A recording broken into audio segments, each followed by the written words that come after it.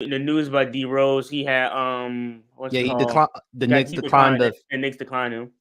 yeah that $15.6 million team option. So now with that, he's about to be an unrestricted free agent. So what's y'all thoughts about that? Dev, I'm gonna let you go first. I'm not surprised because this new CBA is basically killing all the teams, and you already know teams trying to save money. They don't want to get over that luxury tax because the Knicks trying to make some roster moves. They need trying to free up some cap space and all that. I know they're gonna make a move. I don't know if the Knicks gonna make a move or not, but D Rose, I can see him going to a team that needs a veteran, like a probably young team that needs a veteran, like I think he'll get picked up by. I'm trying to Well, think of a team, definitely. not Boston, not probably Clippers or someone. But that's the thing, like the new CBA really, it kind of really, I think it's due to the new CBA. That's why they declined his option because of the money, and now GMs really got to get in their bag on how to manage the players' money, what players they want, and what players they want to keep on their team to see what fit their roster. All right, what's up, Juan? Says you. Let's see. How old is Derrick Rose now? Derrick Rose is like 34, something like that. Yeah, 34. He'll be 35 in October. Sheesh. I'm trying to think of a team that really needs a backup because anybody can pick up D Rose. D Rose is a good option for anybody. Um, I see a team like I see a team like I would have said Warriors if they didn't get CP. If they didn't get CP, I don't know why the Knicks wouldn't have picked him up again on that second option when they really need a secondary point guard. Yeah, I mean, they need somebody to fulfill in that role just in case Jalen Brunson, regardless of whatever happens to him. But I mean, I love me some D Rose, I man. love D Rose is my favorite Y- player. yeah, me too, man. And again, Chicago Bulls fan. And I hate to say this, but I do think it's a legitimate question. Do you think D Rose should consider retiring? Yeah, I think he should. Hmm. I think he Yeah. should. Yeah, really and truly. Yeah. Yeah, he had a great career, I great didn't comeback. see him get that, Unfortunately, I didn't see him getting that much minutes on the Knicks either. Like he didn't have a lot of role play on the Knicks. Like not that. did he even play in the playoffs? No, I didn't. He only played like one game. Let me just read some of the stats like D Rose had, but he didn't really do much. Like it was just really like Jalen Brunson, other players Yeah. on the Knicks. But the problem with D Rose is just been durability. That's been his huge problem from like day one. Yeah. So fellas, if y'all want to hop in, if y'all watching, I just sent the link on the chat. So please comment on that. No, wait, I didn't send it just yet. I sent it on the private chat. My fault. Silly me. I'm still learning how to use StreamYard, folks. I apologize. But back to D Rose. I'm afraid this may be it, man. He gonna be 35 in October, and I just don't see him. I mean, he could definitely be a mentor. He can definitely be someone who can come off the bench, give some quality production, give you at least 13 a night off the bench, but that's about it. So, which team could you see him playing at? He needs to be on a team with some young players that he could like mentor or guide. Because before the Knicks declined his player option, Memphis. I was thinking Memphis because I I think think he could be a great mentor for John Morant on and off the court. Him and I, Marcus Smart, and they need a backup point guard. didn't Um, play for the Pistons, right? I don't want on the Pistons. I'm not. I don't want. I don't want. I don't want D Rose to go through that. Go through yeah.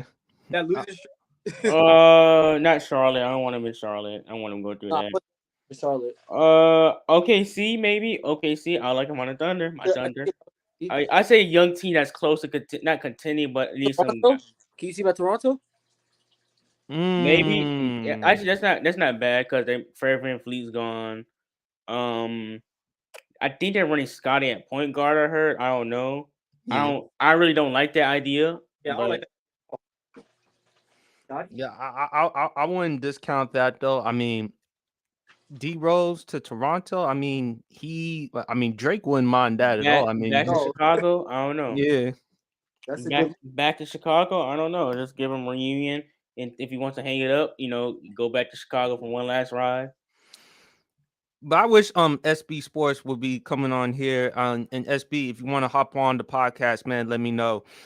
Because he's a Chicago Bulls fan myself. I don't know if he said it, but I do think, and I kind of agree with him, we should advocate tanking for the season if we Chicago, because No, we didn't have any draft picks I'm At in all. a Chicago fan myself, bro. We should tank for the season for that draft pick. Yeah, because like right now, y'all, yeah, because like here's the thing, y'all in no man's land. Y'all not bad. Y'all not trash. But y'all mediocre. Y'all right now, y'all in between the 7 to 10 range, and it's like here's the thing. We are in his thing, y'all, and unfortunately, if Lonzo was healthy, y'all be way better. And it's unfortunate. I feel bad for Lonzo. Yeah, didn't And Lonzo got played out for a whole season, right? He was like, he's not. his knee Man, cartilage. yeah. And he's gonna be. And then isn't he gonna be out for the entire next season though? I don't know. I don't know how long, but his career looking like it's not over. It's just That's not looking good so for him. sad, bro. That's so sad, bro. And here's the thing, like I feel like I also need to trade DeMar and Zach LaVine and like get some draft capital because, like I said, y'all traded where y'all picks for Vucevic, Yeah. and it's like y'all making win down moves, and y'all need to get rid of Billy Donovan. I'm an OKC fan. I can tell you I don't like him as a coach because he runs so much isolation. We need Offense to get rid of stagnant. Billy Donovan. We can get rid of Billy Donovan. We can get rid of Green. We can also get rid of. Keep Patrick Williams. I like Patrick Williams. I Keep like Patrick Patrick. Williams. Patrick Keep Io DeSumo. Keep we can get rid of Kobe. We can get Kobe. I say honestly, I say you can keep Zach LaVine for the meantime and see. Get rid Well, of it depends depending who you can get better. I say if you can get better assets from Zach, then trade him. If you get better assets for DeMar, then trade him. It like whoever you can get the better assets out of, trade one of those two players and Vucevic. I would trade Because that's another thing. Y'all payroll is high too. Y'all payroll is pretty high too for y'all for those players because you have Vucevic, DeMar, Zach, Lonzo's still. Lonzo. Yeah, Lonzo's still on his contract. Dang, yeah, he's missing next season. Yeah, Jackson Williams just confirmed that Lonzo's missing next season. That sucks, bro. That sucks, dude. No, it sucks because I mean Lonzo coming in, like he had length. I mean, he worked on his jump shot, he improved his game, but he can't catch a break, man. He just can't stay healthy, man. I mean, I just feel bad for the young kid. And I know he wasn't going to be better than LaMelo, but man, Lonzo was finally getting it together. Yeah. I thought he finally found a home, but man, it's just a damn shame. But yeah, he's one of the best. And like he really worked hard. And like thing is, his impact is felt like in New Orleans is felt. And he's literally a perfect guard from multiple teams. He's a great defender. He can play make and can shoot pretty good. Like he fits into every team system. You can think about it. Like when he was there with y'all, it made it easier for DeMar and Zach LaVine to score because he was operating him. He's like their point guard. Like and now those who got in there handling the ball a lot more isolation scoring. They're taking tougher shots. Their offense a lot more stagnant.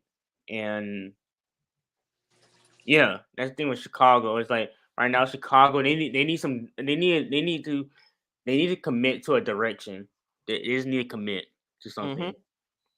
I'm gonna try to see if I can get some other people to hop on the podcast. Let's hope with Gabe and Goated. But let's continue on with the New York Knicks, man. They had a really good season.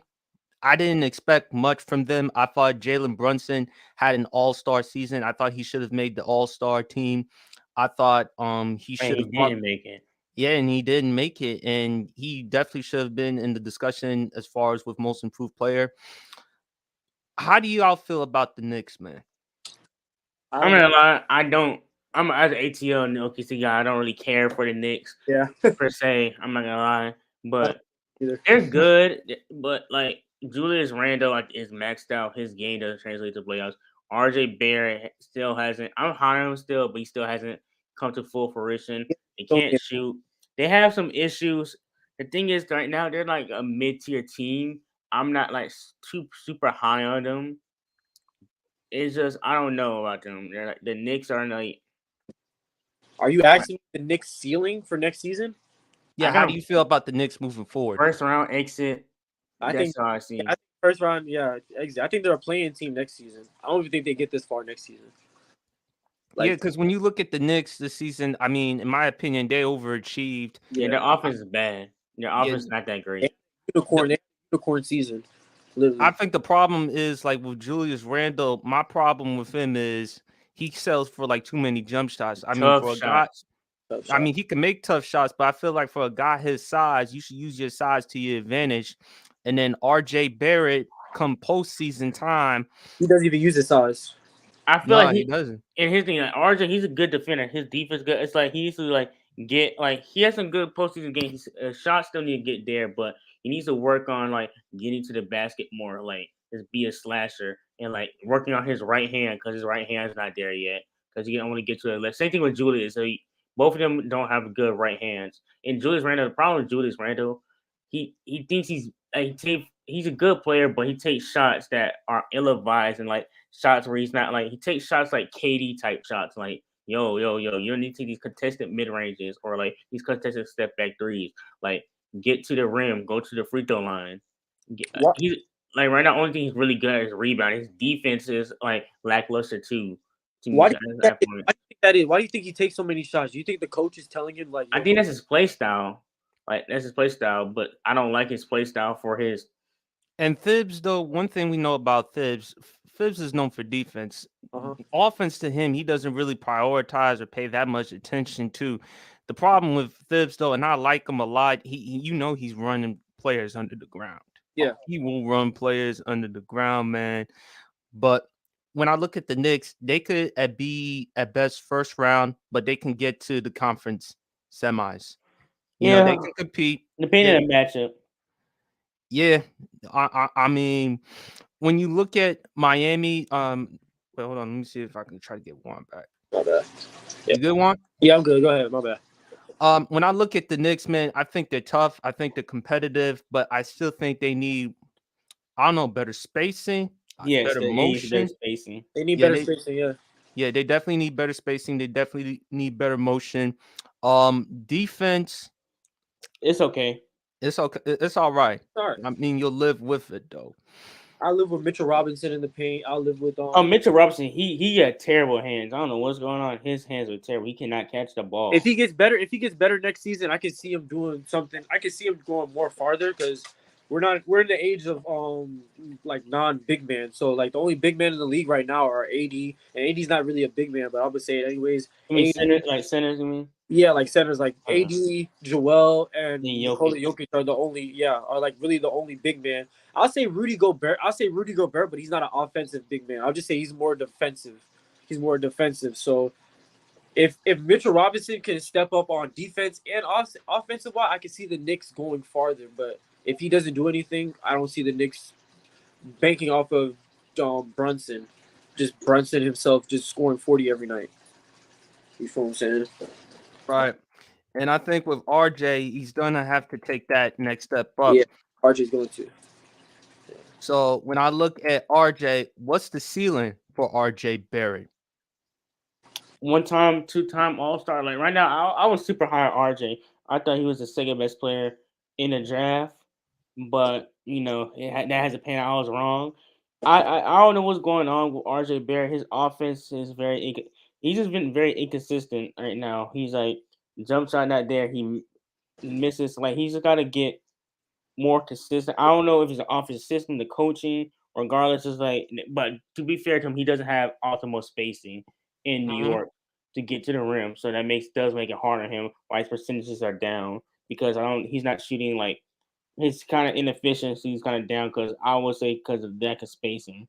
Do you think RJ is failing or dropping in your word because of the system that he's in?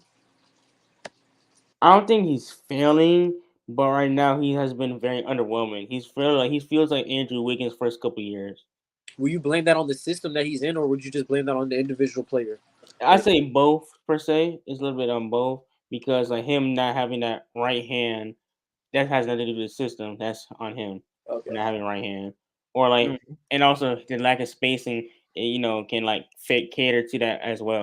Because there's some things in this game where I see him do where like he should be better at this, or he needs to get better at these reads, get better at being more be like having better IQ on this, or being more attentive at this. So there's things in this game he needs to be better as an individual player. I feel you. I think he needs to be more versatile as far as handling the ball because Yes. I think he needs to get better at going to his right than his left. I know it sounds Mhm. like Stephen A. Smith. I mean, I ain't That gonna makes try. sense. No, Because like but it in the makes sense. playoffs, they're just gonna cut off your left. Yeah, yeah. But I think with RJ, it's just a confidence thing, man. I just think he just needs to work on his confidence and continue to work on that. Let's continue on to some basketball. I want to talk about the team in which the Knicks did beat in the playoffs, the Cleveland Cavaliers. They They were draft disappointing in the they playoffs. They disappointed me. they did disappoint, but I did like the fact that they drafted Imani Bates. I don't know how y'all feel Hey, about that. What's I your thought thoughts, Juan? I didn't think Imani Bates was gonna get drafted. I thought he was gonna go undrafted for real, for real. I was high on Imani Bates. I actually liked him during the season. He was Yeah. actually one of my sleepers. He was actually one of my sleeper players in the thing. But I think that Imani Bates, his ceiling, I think he's gonna really strive over there. I don't think he's gonna get that much minutes in the beginning of the season, but at the end of the season, I think he's gonna get a lot of more playing time as he develops. But Imani Bates really for me was I think he's gonna be actually be a good rookie. I think he's gonna be actually a good help for Cleveland. Actually bring Cleveland up in the scale a little bit. As a rookie, I think he's gonna do good. I think he's gonna be one of those guys that come in as probably like I say 13 or 15. I say I say 13. 14, Yeah, but like I think the ceiling for Imani Bates. I don't know how y'all feel. J.R. Smith. That's not bad. that's not bad. He It's That plays not. like J.R. Smith, streaky yeah, guy, take tough shots. That's He's how he capable of plays. giving you buckets. I capable like of his passing. confidence. Now Yeah, he's gonna mix. He's gonna take some bad ill-advised shots here yeah. and there, but I can live with that as long as he's confident and as long as he can make them. I could live with that. Same thing I feel with Cam Whitmore. I think Cam Whitmore has gotten much of a bad rap because of the interviews, the knee cartilage, Yeah. but the Yo, dude could play. yo, Great he energy dropping guy, dope. great dunker, can run down the court. The thing with Cleveland, they need a small forward because like They we kind do. of show they exposed in the playoffs because Isaac can't shoot and Karis LeVert can't play defense. So the Knicks was leaving Isaac open and it was hunting LeVert. So the small forward was like a glaring hole in that position. And not only that, the backcourt defense between Garland and Donovan Mitchell got exposed a little bit too. So the thing is, with Imani Bates, he can bring a level offense. I don't know how the defense is going to be because his size. He has a short wing. I don't know, like Oh, yeah. I don't know, he looks weird with his short wingspan. It's kind of weird seeing tall dudes with short arms, I think and his it's like I think his speed and his willingness. Like he's not the best defender, but he's willing to play defense. You feel what I'm saying? Like mhm. he's willing to do those things that he knows he can't do. Like Yeah, he's I'm willing never to gonna see stick him his elite defender. yeah, he's I willing to I, stick his arm out for those passes. He's willing I to do see him like a sixth man, honestly. yeah. As a six-man scorer to get your buckets. As a starter, I'm not. I don't see him being I a don't starter on a lot of teams. I don't see him being a starter anytime soon unless he develops, unless he does something crazy that we don't think he's gonna do. But I don't see him as a starter. I can see him on the bench playing some valuable minutes. That you see on the chat right here, got trying to invite Leaf's ass because we all know Leaf wants to talk some shit. But I think with Imani Bates, he doesn't have to be a starter, and that's fine. Yeah. He can just because you're not a starter, that doesn't mean Oh, you he can't can still man. contribute. Hey, He he's could an def- NBA player. yeah, as long as you can get 13, 14 a night from him, and as long as he can give me some level of consistency, I Yeah, could live with that. I feel Juan, I want to talk to you more about the draft, man. In your thoughts, what you thought about the whole draft? Everyone knew Victor Wembanyama was the consensus choice for the number 1 overall pick. Brandon Miller gets drafted by the Charlotte Hornets, but I think it's in large part because of the team, because they already have LaMelo Ball. Why draft Scoot Henderson? yeah. But the Trailblazers, they drafted Scoot Henderson, and still Damian Lillard still hasn't been traded. Yeah. What's your thoughts about the whole draft and more, man? All right, my thoughts on Wembanyama. I think he's probably because I'm on the verge of him if he's gonna get injured or not.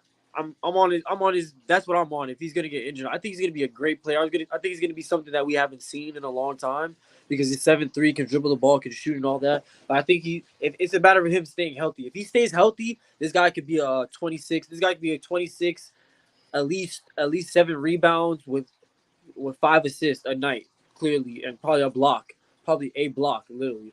But and then on the Brandon Millers, if you seen on Twitter, there was a video of the Charlotte. They were watching the draft, and when Brandon Miller got drafted, Charlotte fans were booing for some reason, and I didn't like that at all because I think Brandon Miller Yeah, this has a, 2K art. I think he has a higher ceiling than Scoot. Scoot. I think he has Mm. I think he has a way higher ceiling than Scoot Henderson. Because the only thing I see Scoot Henderson doing is drive it to the basket, unless there's some unfootage of Scoot shooting threes all the time, being consistent from the 3-point line. You feel what I'm saying? And His midi pull up nice. His midi pull up is nice. his midi is nice. I can give him that. But DeMar DeRozan's midi is nice too at the same time. Yeah. I think. I think. No, I'm sorry. No, go ahead, Def. My I fault. was gonna say with Brandon Miller, I think it is being overhated because he's Jabari Smith, but he's not like Jabari Smith Jr. at all. He has a lot more playmaking, a lot more smoothness to his bag. His handle's a lot nicer. He's been asked to do a lot more in Alabama than Jabari Smith was to do at Auburn. Like, But I don't think that's a good comparison for people to compare Brandon Miller to Jabari Smith. I think it's in large part because of the controversy that he was dealing with at the time. Yeah.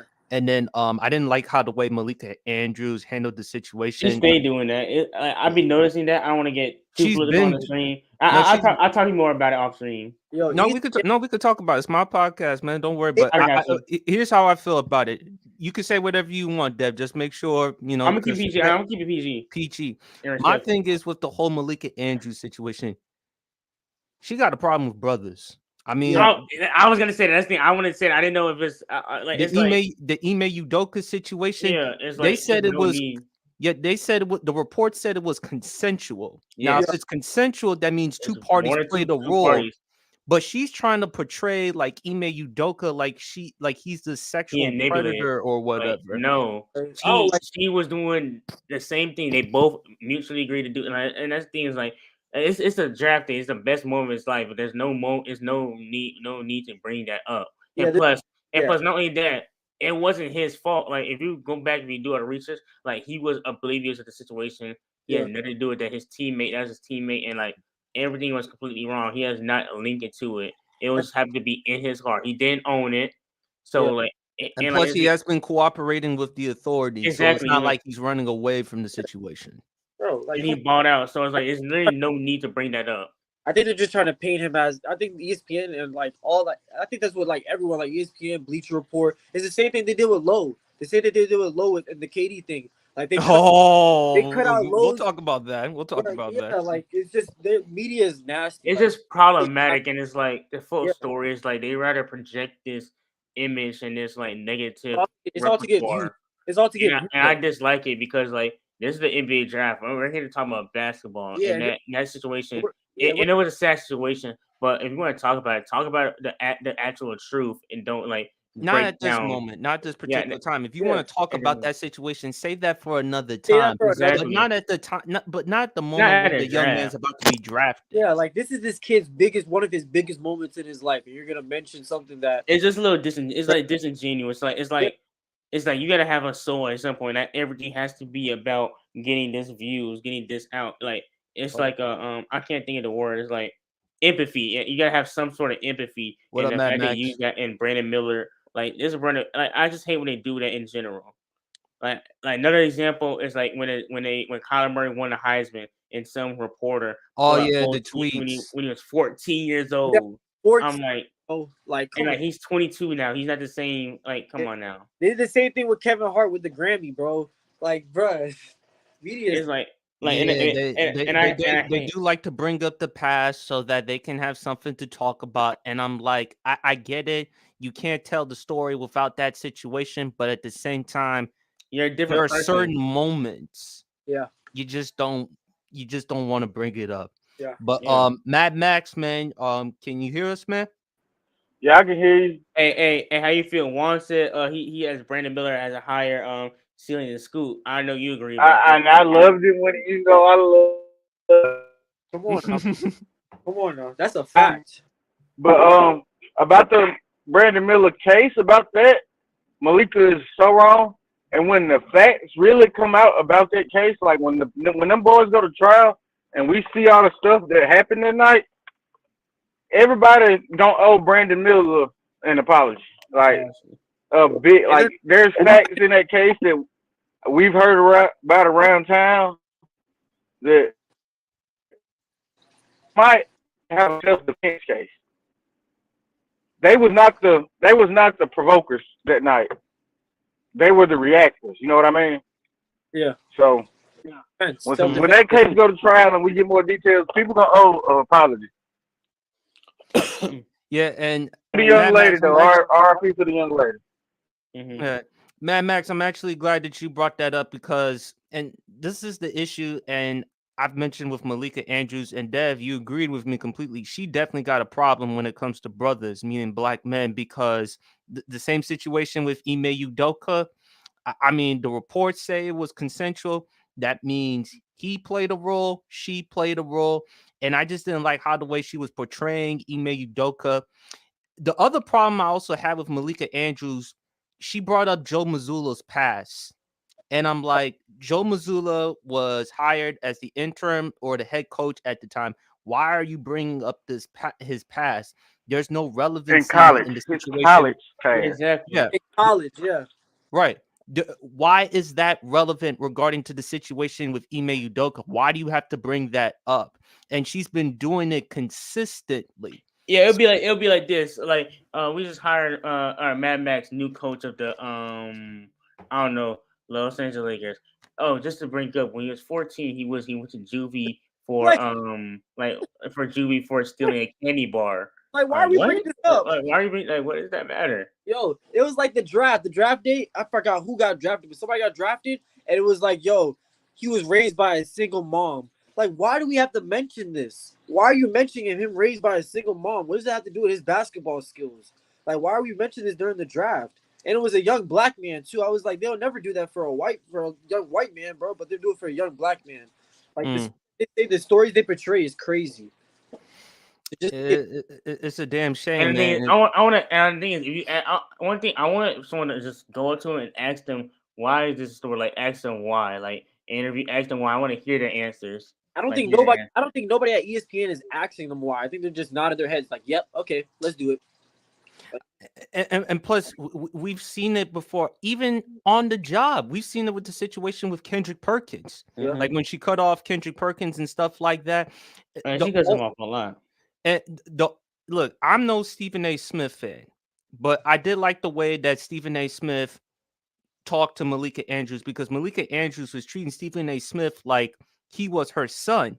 Like, bro's in his 50s. And that's the thing. You're in your late 20s like me. And that's the thing. You gotta, like, I'm not saying you gotta put someone in place. I don't want to just portray that, but then you gotta be stern, especially if your show be like, hey, we're not gonna do this, kind of like, hey man, what are you doing? It's like a respectful way to kind of like check someone in a way that makes sense.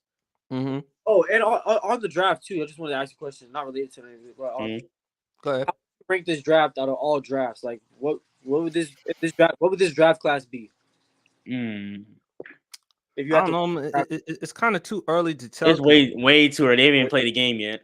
Yeah, we haven't even seen them in the summer league yet, but I'm excited. But Victor Wembanyama, I think, speaking of him, and I'm gonna talk about him, I think the kid has it. Only thing, he just needs to put on weight. People are concerned about his durability. Hold on, let me bring Max back on the show. Let's see if I got it. All right, there you go, Max. But back to Victor. I think Victor will have a promising career. I don't like putting all that much hype and expectations on the young kid, because if he doesn't turn out the way he hoped, people are gonna look at that and say he's failure.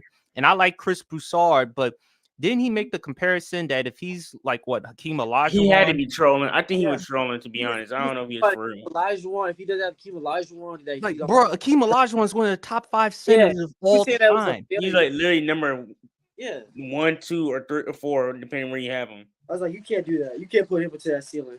You can't do that. I mean, if you compare him to Hakeem Olajuwon, that's a hell of a comparison. 3 finals appearances, 2 championships, 2 finals MVPs. Other than Dirk, in my opinion, the greatest championship run from the 94-95. I was just about to say, I would compare him to Dirk more than Olajuwon, more than that. Because of the fadeaway, the offensive skill? Fadeaway and the offensive skill, you feel me? I don't think he's that much of a defensive player. I don't think he's that much. I don't think he's gonna be that guy. I don't think that's what San Antonio brought him there to be. Oh no, he's gonna be crazy on defense. I He's disagree gonna with be that. crazy. You think he's gonna be crazy on defense? Yes, his shot like three block blocking. I think he'll be better defensively than offensively for real? because think about that size, length, and his athleticism. Like I seen it because like he'll be a great roamer. He'll probably be one of the best roamers in the league, best Okay. shot blockers, and like as an anchor, like he'll be a crazy anchor. And like offensively, I think offensively it'll be kind of. I don't know how it'll be used on offense because you know how the Spurs like to run the system, but I feel like and plus he's on the Spurs. Like Pop loves defense, that's why I think he'll be better defensively. And like depending on what team had got him, because like he's gonna be used. He'll be the number one scorer, of course. He'll be the best player, but like Yeah. I feel like he's gonna be great offensively, but I feel like his defense is gonna be better than his offense. Not saying his offense will be great. I just think Do you think he's gonna be the best player on the Spurs? he might already be the best player on the Spurs. Not gonna lie. All right. You think he's gonna be the top? He's gonna be the top scorer on the Spurs. That's what you say for right now at the beginning of the season. Yeah. I think he could probably get you maybe Let 18, me look up- 19 a Let me look at game. the Spurs. Let me look at the Spurs this You think season. he's gonna win Rookie of the Year? Oh no! Listen, the media's been The yes. media's gonna push for it, but at He the same averaged time, eight- I he can't averaged 8 disregard points. Chet Holmgren as well. Yo. We can't ignore Chet Holmgren. Thank you, bro. I've been saying this No, shit. I'm an OKC fan. I agree. He can. Yeah. But here's the thing: he can average 8 points. They're still gonna push for Rookie of the Year. I was watching that game when Shet got hurt in what's it called in the Pro Am League. I was watching that game. If you watch that game, Shet was cooking, bro. I ain't go cap. He was cooking them. He was cooking them, bro. He was doing a little something. Until he got. I thought Chet was gonna be Rookie of the Year. Do you like? Speaking of rookies, do you guys like Paulo? Do you like Paulo? Yes, I do. I mean, I gotta be honest with you, folks. What's your ceiling? I actually had Jabari Smith as my Rookie of the Year, but man, he Paulo proved me came out wrong. cooking. Paulo cooked him. Paulo's just more of a playmaker. Paulo's a way better ball handler. Paulo is much better as far as creating his own shot. Jabari, I still have faith in him because I like what he can do as far as with the defense, stretching the floor, hitting threes. He's just got to work on his man body, and he just got to work on the handle and getting and attacking the basket. I think he's like a Chris Bosh type player. I don't think he'll ever be like a ball handler. I think he'll need he's like a second option to me. He gives me second option vibes. Maybe more Rashard Lewis. Yeah, Rashard Lewis. Versus like Paulo usually like number one option. Rashard Lewis is actually a good one, fam. I ain't gonna cap. He could stretch the floor, hit threes. Oh yeah, he could do that. He could definitely do. What about Sengun? Because I ain't gonna cap. Right now, my sleeper team is probably Houston because they're literally the most. Nice. They're the most athletic team in the league right now. Like I don't see nobody more athletic than those three. Than Amari Thompson, Jalen Green, and Cam. I think Ime Udoka. With that roster, and him as the head coach, Mad Max, man, come on. I still think Jabari gonna be better than Paulo. I'm okay. I mean, look, I wouldn't lose faith in Jabari. Because you gotta understand, Paulo is already developing right now. Like, you feel what I'm saying? He's already showing that he's doing that type of stuff. Like, he could do this. You feel what I'm saying? Even though he's not the greatest 3-point shooter, he's showing you that he can shoot consistent shots like some games. Jabari hasn't really shown me that. He's shown me a couple of games, but he really hasn't shown me that level of doing that type of stuff. I think Jabari, man, he's just better off stretching the floor, being more of a Rashard Lewis. I think he'll be a better defender than Paulo. He'll be he's already a better defender. Yeah, he's already a better defender. The problems Paulo had coming out of college was the three, his conditioning, because there were times he was like dehydrated. Yeah, he caught those cramps. Yeah. So those were the concerns. But other than that, I see Paulo getting better. I see him at best at the prime getting around 20, 24, 25, 26. Somewhere around 8 rebounds a night, probably around 44, 45% from the field. If he can get somewhere around 34, 35% from the three, and maybe somewhere around 80% from the free throw line, that'd be nice, though. But the Magic, they look like a scary team because not just Paulo, you got Franz Wagner, Suggs. I No, did like Jet Howard I'm because really they high added a on shooter Suggs. to the team. I don't know why. I'm not really high on Suggs. I'm not really high on Jalen Suggs like that, bro. I don't really think Jalen. I don't know. I just don't think he has the it factor. I've been watching him since I've been watching him since college too. You don't think he? I don't. I don't know. I might have to watch him some more, but I don't know. He just doesn't really his game. And I play with him on 2K a lot too. I don't know. I don't know. It might be just. Wait, 2K. Have you been paying more? Have you been paying attention to FYF, man? Because he keeps bringing up the 2K stuff, man. But it's real though. If you really play, it's real though, bro. Like I used to play basketball. Like I used to play basketball in high school, and when I was playing 2K, bro, I used to take the moves from 2K and just play it, do the shit in high school, bro. And I was doing the shit. Mm. But you can't base life off of 2K though. You can't really do that. Hold on. Mad Max says Jabari has had it hard on him in terms of the guards he's played with in college and the NBA. He also left one more comment. Let me see if I can show it. Yes, I think Suggs chose the wrong sport. So Thank- which sport that he should have chose, Mad Max? Should he chose football? Should he chose something else? I don't know how good he was in football. I think he was good, but I think basketball was in the wrong sport, in my opinion. I don't think he's terrible because he's a great defender. And I think Orlando just, maybe he just needs to go to a different team, different situation, I feel like. Mm-hmm. So let's continue on with the NBA, man. We all know the trades. Chris Paul getting traded to the Golden State Warriors. The Wizards get Jordan Poole. I think this is very beneficial for Golden State, whether if they keep Draymond or not. They get another facilitator on the team. I don't know if you want CP3 to start or coming off the bench. How do you feel about it, Juan? I think CP3 is gonna come off the bench. I think he's gonna take Jordan Poole's moments. I think he's gonna take Jordan Poole moments, but I think he might take that mentor role. You feel what I'm saying? Yeah, on the bench. I think he might take that mentor role in a little bit for the beginning, like the majority of the season. Like the beginning of the season, they might play him, and then for a little while, he'll probably take that mentor role and let that other rookie that they just picked up, the other guard, I forgot his name, that they just picked up, probably get some time in. But CP3, I don't know. I don't know why you would go get CP3. Like out of everybody, I don't know. like I honestly don't. I still don't get it.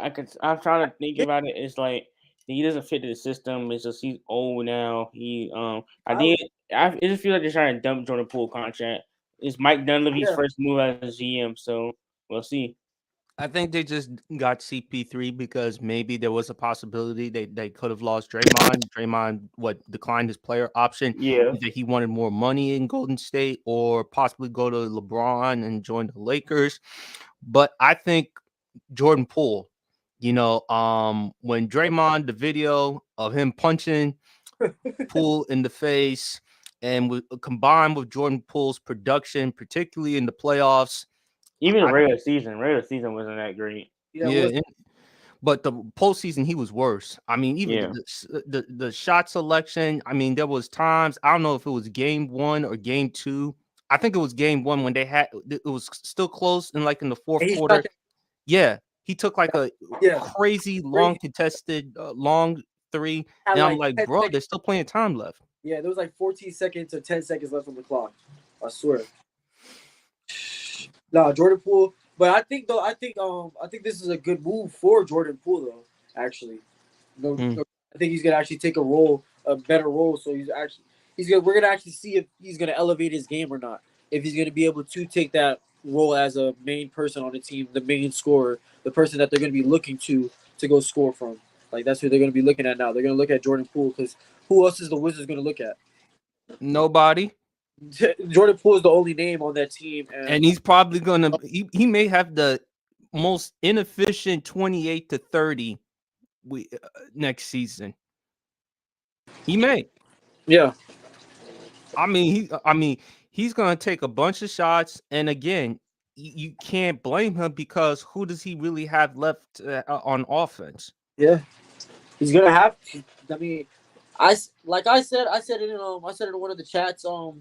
I think Jordan Poole is probably going to be a 25 to 26 guy a game tonight. 26 points to 25 points a game. Fifth season about to be. Ooh. I think in large part, man, off the court, I still laugh at him because of that whole thing with Ice Spice. You know, The fight, yo, that was crazy. If he really Ooh. spent that much money on her, that's I don't know, man, but that's crazy. mm. That's she crazy. listen. She would have been down for a Philly and all this stuff. You don't need. I'm She telling you, bro. She would have been down for an ice cream cone, dog. just I mean, she from the Bronx. All you could have done is just given her a slice of pizza and a soda and call it a day. A day, it would have been good. But yeah, 500. That's what they say. He even spent like over about $171,000 on a Maybach truck for her. This guy's crazy. Nah, I didn't hear that, bro. What? Yeah. Yo, hold up. All right, so we're looking at him and Zion to be the biggest simps in the world right now, fam. First of all, Zion. Oh, speaking of which, let's talk about Zion. Oh Lord, y'all got it. We all know. I mean, we'll talk about the other thing, but we gotta talk about Mariah Mills, the adult film star. Yeah. In case if anyone hasn't found out, she has a tattoo right of Zion's name on her face. And look, Zion and his girlfriend, they announced that they're having a child. God bless them. Happy for them. But then Mariah Mills, the adult film star, claimed that she and Zion had a sexual relationship.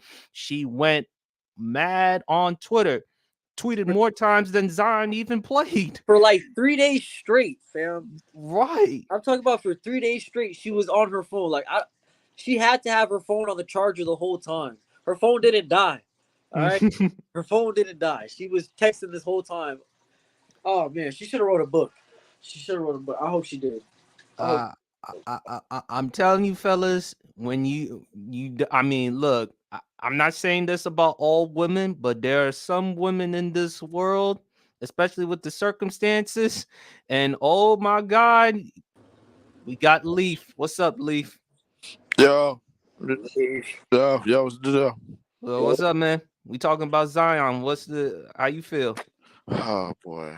Oh my God. Man, listen. Now that the NBA has basically stiff-armed everything that this maniac female was trying to do in terms of getting Drake, getting him off the team and all that other stuff that she was talking about and all that other garbage, man. The NBA and the Pelicans pretty much put a stiff arm to that, man. For all I know, man, they probably put a hitman out on her, bro. Like, I don't know. Who knows, man? Like, cause she I think she got banned from Twitter like twice. No, she got suspended because she threatened to release some sex tapes of her and Zion. That's what she said. Yeah. So yeah, she for as far, it goes a little bit deeper than that. Like there's other adult movie stars, like female adult movie stars that was blasting her, man. Like it's a whole bunch of mess with her. Talking about she was. No, she's crazy. Yeah. She's insane. Yeah. I listen. It could be one or two things. I think. Listen, either Zion then gave her the night of her life, man, or something. Like, I don't know what it was, man. Like for real. Zion was giving her $100K, bro. A tattoo on her face. He was giving her a whole lot more than $100K. We talking about a 6'7", 280-pound dude, bro. Yo, just still pause.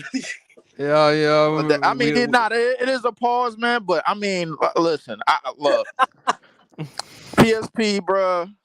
Look, man. No, real talk, though. Real talk. No. But listen, we could go into extremities, but I'm not going to do that. Listen, go ahead, Leave. Continue. As far as this upcoming season goes, I already made all my hot takes I could make, man. Like as far as the upcoming season goes, at least for right now, I feel like Zion is. I said Zion is going to play more games than Wemby. I stand on that. I think that draft absolutely sucked. Hold on, how much games is this? How much games you think? Whatever. How many? Wait, hold on. I'm trying to think now. Like, if he plays 40 games, Wemby is only playing 30. God damn. You really think Zion gonna play more games than Wemby, Leaf? Why? Wemby might not play this season. I ain't gonna hold. But what I said when you asked me about Wemby, I told you I'm worried about him being injured, bro. I'm telling you. That's Listen, and the thing is, I'm not just worried about him being injured. I'm worried about the role that he's gonna take on this team to try to, you know what I'm saying? And this is one of the reasons why I thought Utah was the perfect destination for him. Because the thing is, all he would have had to do was be a roam defender. You already got Wayne Kessler, Walker Kessler in there to take hits, and then you got Larry Markkinen in the defense is playoff. insane. Walker Kessler and Wemby, that's insane. Like, yeah, Walker Kessler, Wemby, and Larry Markkinen, bro. Like, come on, bro. Laury's okay at defense. No, I would have been crazy. But the thing is, it would have worked because all of them was going to be able to play like they're basically going to roam. They're basically going to play roam defenders off each other.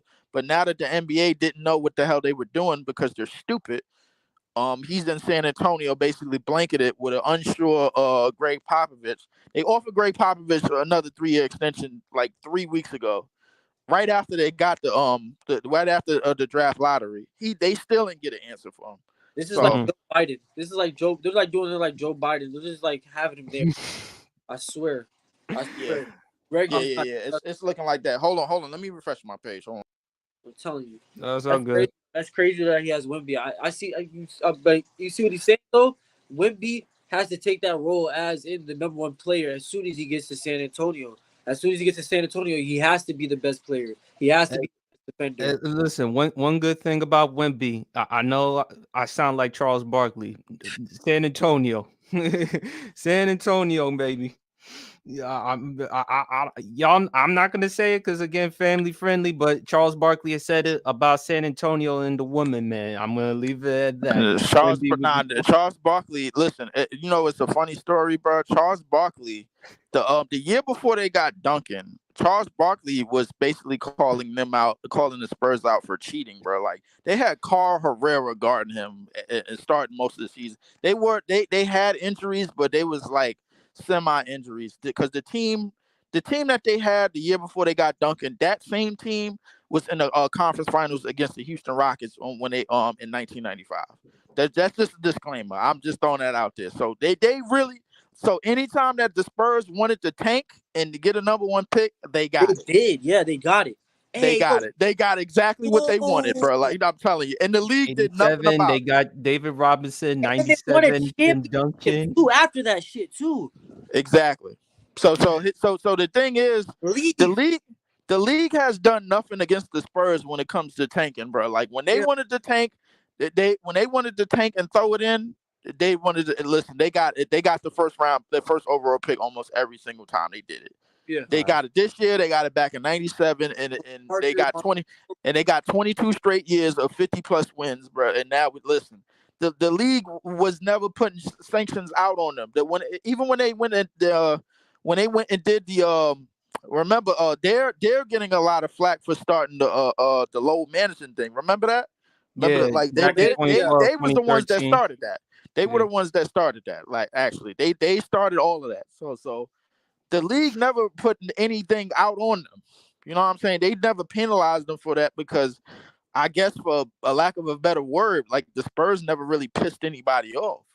You know, they were just this white flag organization. You know, they American team. Yeah. They was just a perfect white flag organization. Yep. Goody two. San Antonio, you know the you know how it is, the Bible, the Christianity. Yeah. You know what I'm saying? But the thing about it from the inside, bro. Listen, the Spurs still got a lot of issues, bro. First off, their medical staff is still on trial for everything that happened with the Kawhi situation. It's still on trial for that. Listen, they still on trial after all of these years. Yes, they're still on trial. Damn. Still on trial after all these years. Damn, you damn sure got some sources. Nah, I don't trust them. I don't trust them. Listen, here's the thing. Y'all familiar with Uncle Murder, the wrap up, the wrap up at the end of the year? Yeah. So the thing is, he's always getting on people, just basically, you know, for lack of a better term, doing out of pocket shit. And that's the thing with like when people from Brooklyn. All along, bro, like just don't do out of pocket shit, and we won't say nothing, or we won't do nothing about you. You in our good grace.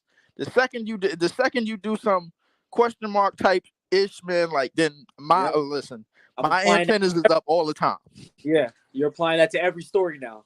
You're like, Yes, hold on. I'm applying that to everything. Listen, I'm applying to the LeBron, KD, the Warriors, all of them. Like anybody you think of. It's one of the reasons why I come through with the malice that I come through with, man. Like in anything, bro.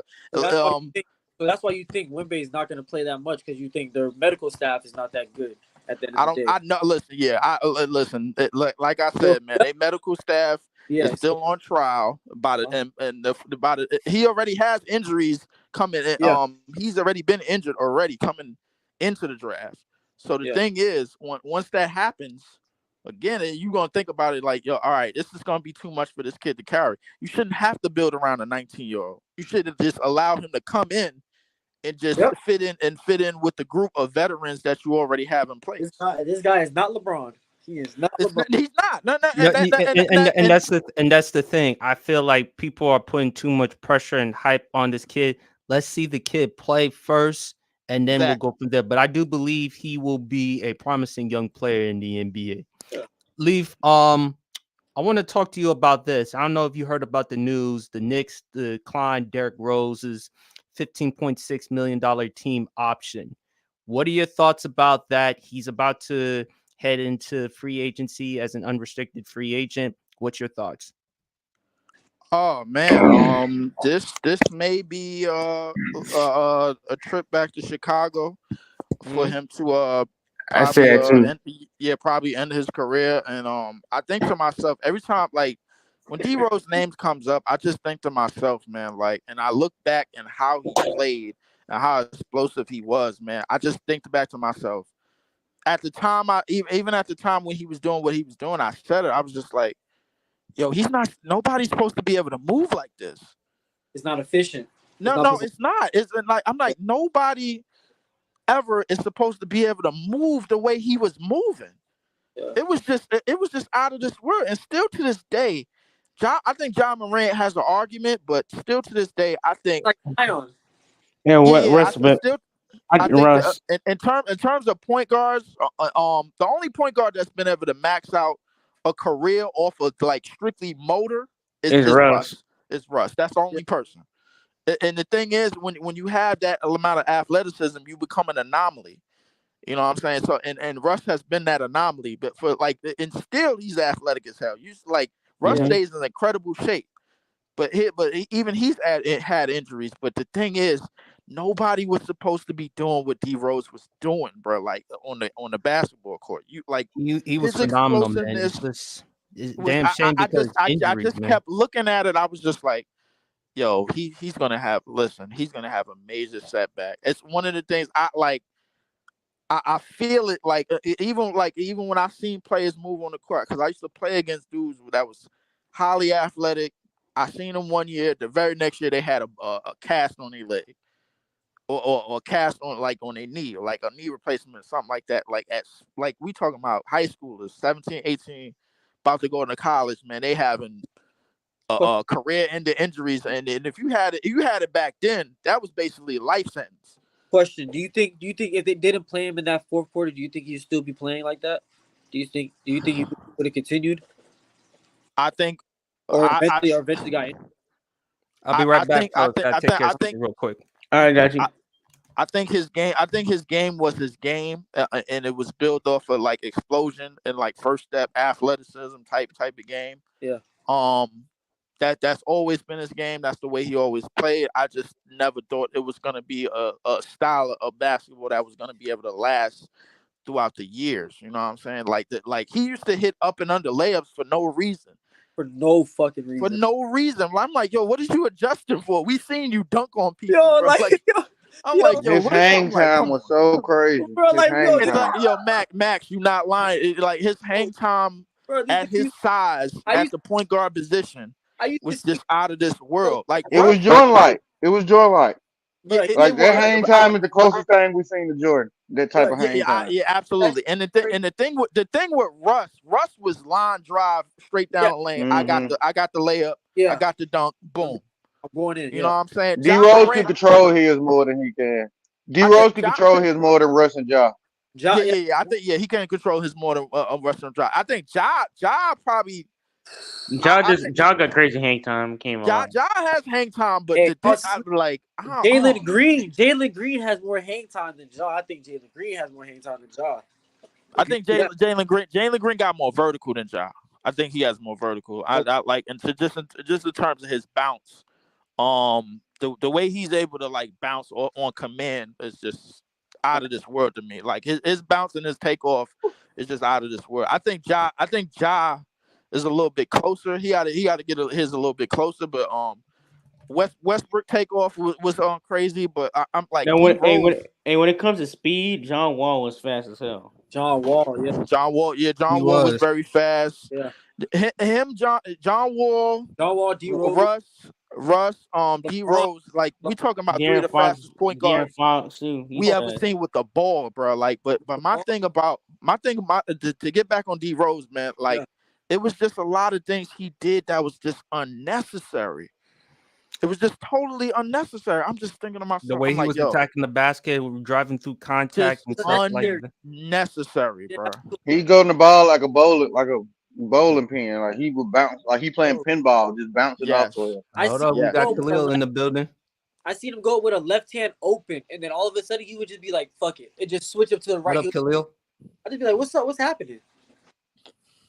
What's up, Khalil? Can you hear us? I think we lost. No. But anyway, folks, Leaf, I'm gonna ask you this question. We hear you, man. Yeah, bet. So, Leaf, I hate to say this is just a question, not a statement, but just a question. Should D Rose retire? I think he should go get back to Chicago because Chicago still love him, but I think he should retire as a Chicago Bull. Did they retire? Yeah. I think Chicago love him, but like every time he go back to Chicago, he get a standing ovation. So I think he should go sign with Chicago one more year, like probably vet minimum, something like that, and get his like farewell, get his roses, man, and then that should be it, man. I mean, at this point, I mean, if he could still go, he'll still go. I mean, but if he still is getting playing time, but I mean, if it had been me, I call it a day. I call it a day, man. But D Rose, man, what could have been, man? Like, what should have been? What should have been? What should have been? Like rookie. I say he go sign to the Rockets. Houston? Yeah, just go be a vet to them guards over there, help him I think D Rose wants to play though. I don't think he want to play. I think he content. That's what he said. He said he wants to play. Oh, okay. He wants to play, but I feel like he'd be better off, mentoring the younger players. Devin, I don't know if Devin and I agree, but I mean, but here's the thing about D Rose. Yeah, can he the everything that he knows, can he teach them, bro? Like the shit that he did. Yeah, it's crazy. Yeah. The shit that he did was just unteachable. Like it was but he not seen a lot of stuff. He been in the league for a good minute. He not seen a lot of stuff. A lot of situations. He not been an assistant coach this year, basically. You know what I mean? Right. He not just at the Knicks, not doing nothing, not contributing nothing. You know what I mean? He probably getting Thibs his point of eye as a point guard. He probably was helping Jalen Brunson. You know what I mean? Learn a few spots, few sweet spots or whatever. So I feel like he can help the Rockets. Like, you don't think him helping Jalen Green learn how to finesse around the rim type of stuff, Yeah, because after D Rose came back from injury, he still was. He wasn't as high level, but he learned another way to play basketball. What up, Junebug? June was good, bro. Yo, that profile pic is crazy. Yo, what's up, y'all boys? June, what's going on? Bro, I don't know how you come up with these profile pics. Where do you find that, bro? I be finding everything, bro. It's nasty. That's Khalil, ain't it? So, Junebug, we talking about Derrick Rose, man. The New York Knicks have declined. What the heck? It's $15.6 million option. What's your thoughts on it, man? That's Jermaine Womack. Bro,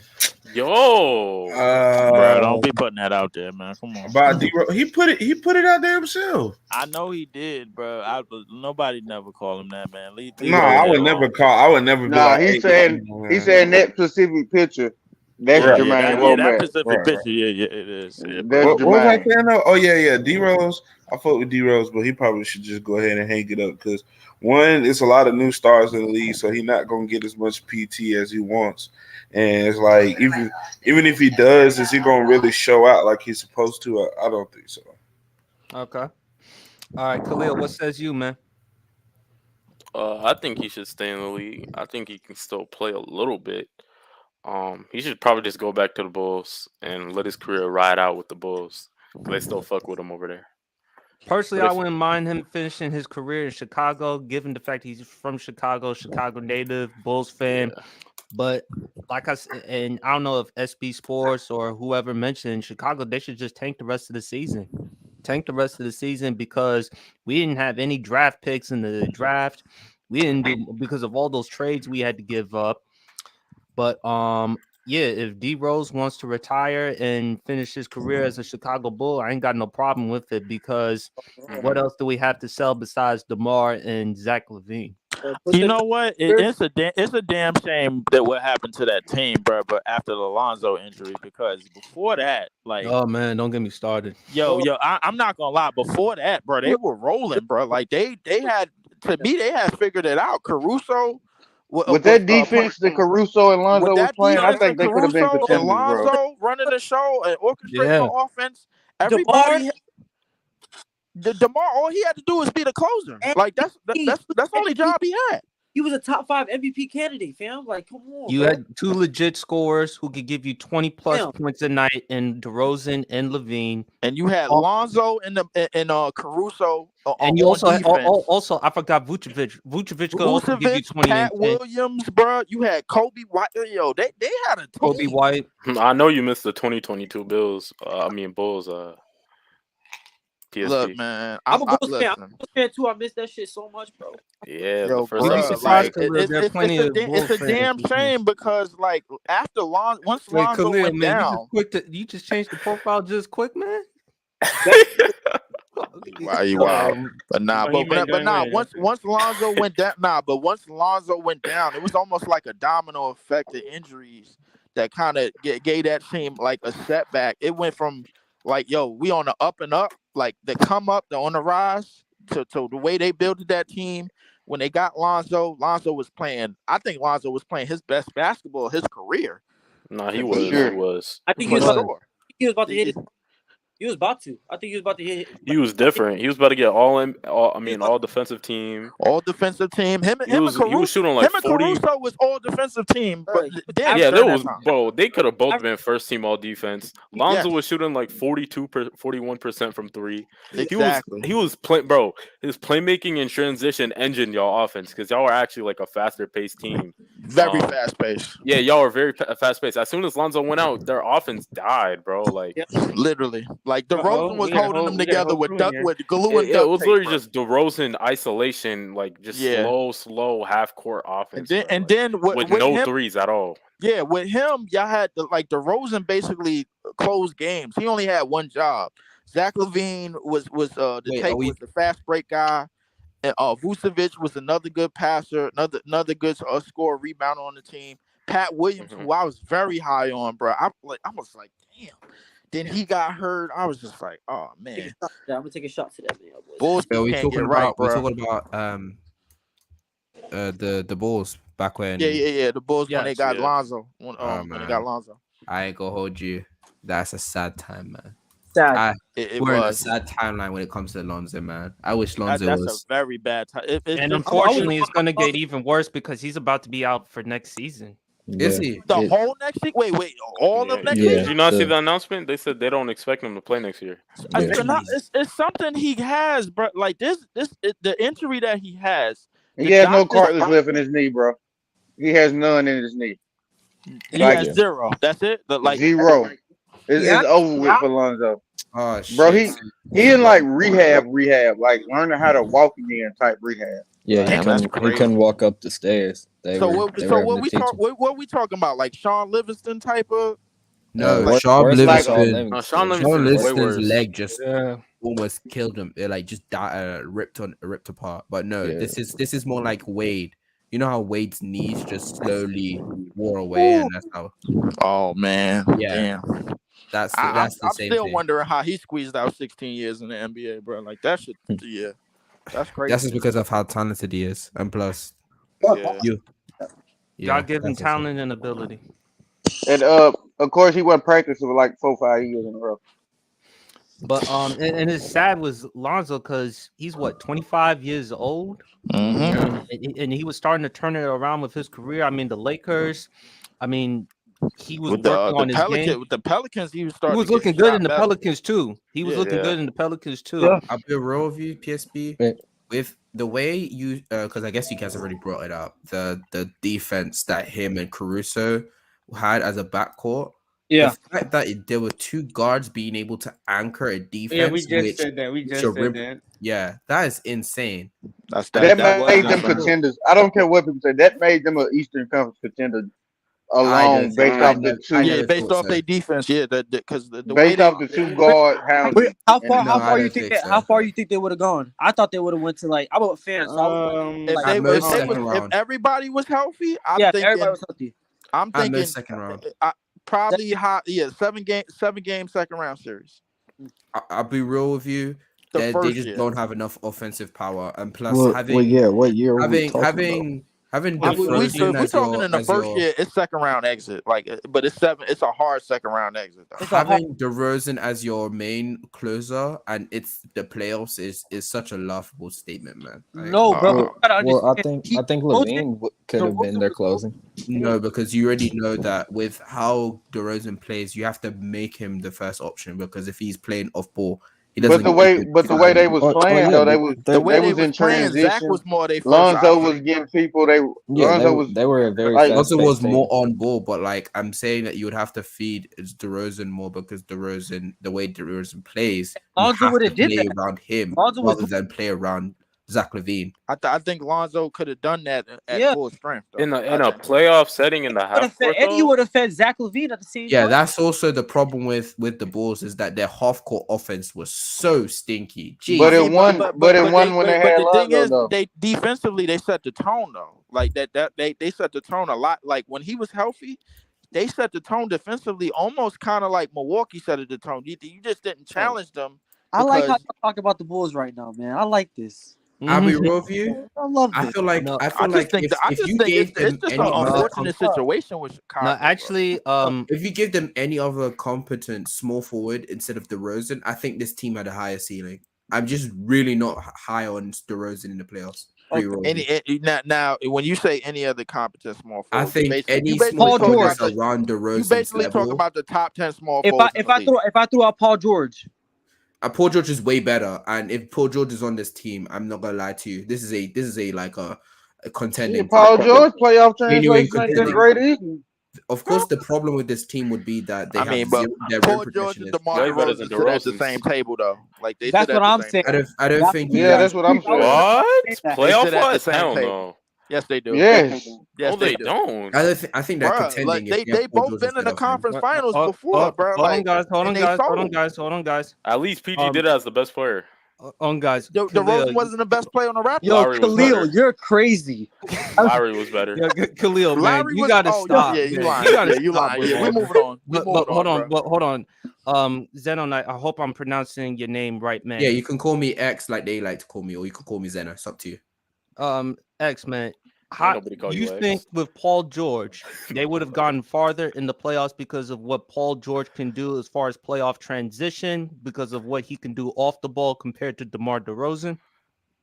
I'll explain to you exactly why. So, firstly, although DeMar DeRozan is a playoff dropper, like one of the worst droppers, and we know that Paul George is one, Paul George still plays better offensively than DeMar DeRozan does.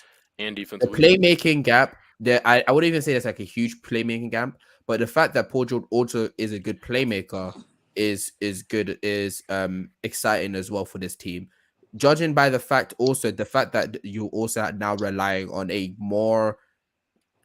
less flawed shot creator in Paul George to now take some shots that are tough is going to be even more exciting for this team. because you can't force Paul George to do something he doesn't like scoring wise, because he can score on any part of the court, whether it's attacking the rim, shooting from three, or actually in the mid range. That's actually one of the biggest things about Paul George, is that he's so offensively gifted. It's just mainly that he just, for some reason, I don't know what it is, maybe he settles in the mid for too much. That's why his playoff translation is kind of iffy. But then the biggest reason, and this is actually my biggest reason why, is his defense.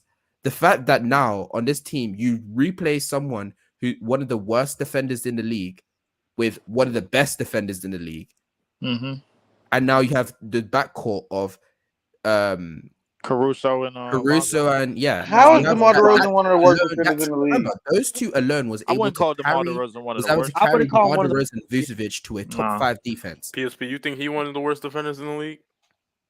I don't think DeRozan is that bad, but I can't say he's like. I never really evaluated him on defense. Yeah, I never. So to answer that question, to make a long story short, I think DeRozan is okay or solid on defense. I don't really pay much attention to his defense. Because when Zeno said he was the worst defender, I'm thinking like he's gonna break down his defensive weaknesses, but like right after the fact. Hold on, guys. Hold on. X, when you say DeRozan is one of the worst defenders, are you trying to make it claim that his defense is as bad as like what, James Harden? He gets caught on screens a lot. He's liable to be blown past a lot. And the reason why you don't see it be so much of a problem is mainly because of the fact that you see Caruso and Lonzo Ball being able to hide his weaknesses. That he's usually playing like with Steph to me. Huh? Sound like Steph. That sound like a team. That's a better defender than DeRozan. Sound like a team basketball. Hold on, guys. Let X finish. Steph is less prone to being blown by or stuff like that than DeRozan is. Like I'm not gonna lie to you. Like DeRozan gets like because I was watching the Bulls during that time because I was just confused on how they were still being so like productive, even though like I remember that season. DeRozan was also going crazy scoring wise, but I was watching that defense and I just realized like, bro, DeRozan just get blown by, man. Like he's saying Lonzo and Caruso and other players on the Bulls perimeter covered up for DeRozan. If he's getting blown by guards, bro, that's understandable. Because like the thing is, if you got a guard like the faster perimeter players, man, Steph has a problem with guards too. Where he excels at, bro, is mainly near the basket when he's getting posted up. You can't post up Steph. You got to put a guard. Bring him out to the perimeter. If he got to guard a guard, he got to dance, and they dance him around. Well, the problem with Steph, the difference with hold on. Can I say this also? Yeah, go ahead. Lately, I just been hearing folks, and y'all kidding with all this bad defender, worst defender in the league talk, because I can never think of a game that I've watched DeMar DeRozan and say they lost because of his defense. You get what I'm saying? Like we really overstate it. Continue. I'll be real with you, Max. Is mainly because you don't focus on DeRozan's defense, right? But like that DeRozan's. But I'm saying, but if it was that glaring of a weakness, me as an observer, because that's me as an observer of basketball, I'm looking at you on defense. If it's my question is right, what team glaring of a weakness, I would notice, and I would have been talking about it. Sorry, I know. not to cut you off. Main role to play defense that much though. As much as Lonzo, as Alex Caruso was. I want to also ask. Him as an on-ball defender, he's literally just barbecue chicken on one-on-one isolation. Have you guys ever seen? But they weren't. My bad. Okay. Hold on. So, what team have you that DeRozan has been on where you've seen that he's like that he's on a team that doesn't have the defensive pieces around him, so you can actually see his defense not being a liability? Because when he's in Toronto, look at how much defenders that are around him, how great that defense is. Kyle Lowry, I think they had Kyle Lowry, and the guard. What's called? Did they have OG Anunoby at the time? No, I think Anunoby was like quite young. I think he was. Yeah, but the only person I can think, that was killing DeMar was who? LeBron James. Bro, that's what I'm saying. I can't think of nobody else that was killing him. About a lot of Hold on, Screens. hold on, X. Continue on with your point because we got to move on. But even if you want to downplay the fact, let's say even if he's an okay defender, just to leave it as that. Hell no. Paul George is so much superior as a player. It's That's fact. It's actually not even funny. That's facts. And the fact that he also he helps on every facet of that team. Help side, if you want to make him play like on board, you help him in the passing lanes. You want to play him in the passing lanes. If you want him to like help. So basically, you're saying with PG, they wouldn't be lacking anything defensively. I feel like PG is so versatile on that end. You can actually put him in a lot of positions, and it will help their team way more on the defensive end. All right, I'm gonna segue to my next question. All right, so hey, I agree with you totally. If they had Paul George over DeMar, like with PG, what would be the separate? What would be like the next step to get them to like the next round? Like, because we said like with the Rose, I'll be real with you. I think with PG they would be able to reach the next round. I think they have an actual good shot of making the finals, and depending on what team they play against, they could actually win it. I think it's genuinely they have a chance with PG. That's how better PG is than DeMar. Yes, in my opinion. I'll be honest with you. I think PG and DeMar. Now, I ain't saying that's how better he is than DeMar, but I think they both sit at the same table, bro. I'll be real with you. The reason and my main reason is because of how bad DeMar DeRozan drops in the playoffs, and how even if PG is dropping in the playoffs, he provides much more. He makes up for it, in other words. Yes, makes up for it with his defense. Okay, so that's my opinion. And plus, all right, and I think they both sit at the same table, bro. They both lost to LeBron, and then they lost the other first round. They had other first round exits outside of that, man. Like to me, they both sit at the same table, bro. As number one, you're nasty. You're nasty. No, I'm not. As number one option. No, I'm not. Shut up. All right, fellas, come on. As number one, as number one options, I think they both sit at the same table. They both. Hold on, they both not number one. One was the best player on their team, by the way. One thing about the Bulls. The Rose was too. We're talking about. Yeah, well, we're talking about they can make it to the second round, the finals, and whatnot. My problem still with even if they have PG, is the problem that most of the teams that they would have had to go up against in the East have dominant big men, to where Vucevic is still gonna get killed regardless who's on the perimeter defending. Like like a Giannis is gonna kill them no matter who's on that team, Paul George or DeMar. So it's like Philly is going to destroy them. Right? I'll tell you why. I think Joel kills for them to defend that, because with Paul George is also a bigger body than DeMar DeRozan. And then also remember they have Derek Jones Jr. there, so that's another big body. Yes, Vucevic. Pat Williams ain't no slouch on defense. Pat Williams defensively, I don't but you think they have can? Enough you think they can to stop really defend against Giannis's like rim his rim finishing. I'm not saying they're gonna make him drop as a scorer. Here's the game plan. Averaging like 35 on like 12. Here's the game players. Like you. The thing is, you do what Boston did. Like Giannis is gonna get his. You got to stop their perimeter game. That's what I was belief. The thing is, Boston barely beat Milwaukee in that series. Still, it took them 7 games. That's true. It'll take the Bulls 7 games. Giannis didn't get his that much. I'll tell you why. That's even. I agree. I understand that. But guess what? Paul George. The fact that you also have two of the best. You have the best defensive backcourt. It's going to mean that you're going to be able to deal with the duo of Jason Tatum and not Jason Tatum. We're talking about the Bucks here. You're going to be able to deal with Drew and Middleton, especially how it's Drew and Middleton. Like, come on now, let's be real. Yeah.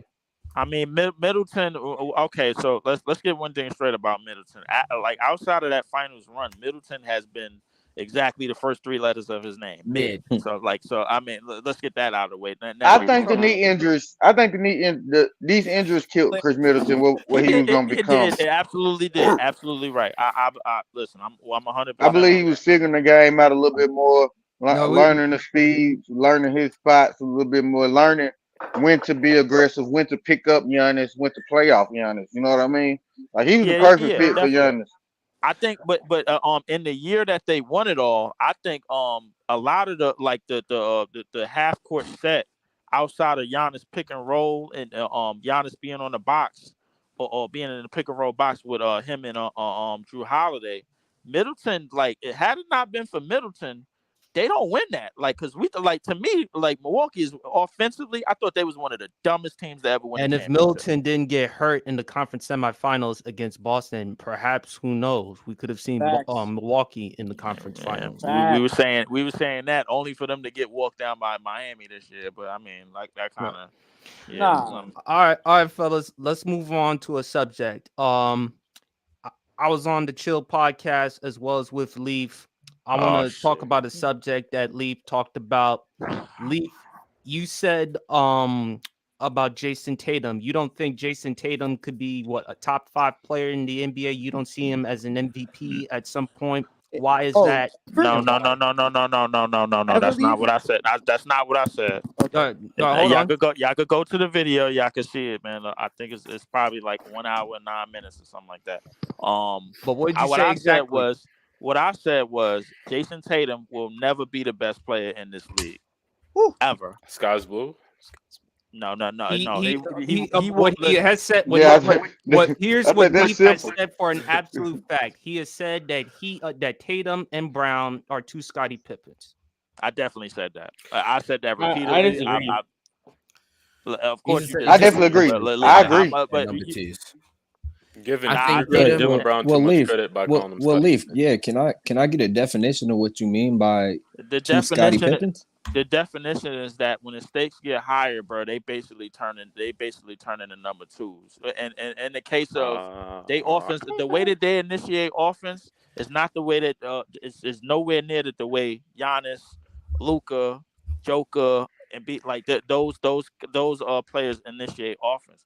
I think it's always going to be somebody better than Jason Tatum, because the thing is, as he goes along, it's always going to be somebody better than Jason Tatum, because as he goes on in his years, it's always going to be somebody that's going to be able to handle the offense of abilities just as efficient as he's handled the offense abilities on the Boston Celtics, man. Like, because the thing is, realistically, what he should be doing is playing off the ball and playing off the ball a lot. They don't have the personnel to do that, though. Yeah, but I was about to say, Leaf, when you consider that, well, yeah, but when you say, because like, I think Giannis has a decent enough playmaker on his team, and I think Joel's got a good playmaker on his team.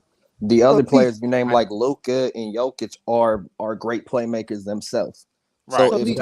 So if Tatum had a side piece on his team that was good or decent at playmaking, you don't think there's any chance in the world that maybe one year somebody calls him the greatest in the league? Here's the thing. When he finally gets a good playmaker on to play with, he won't be on the Boston Celtics when he gets it.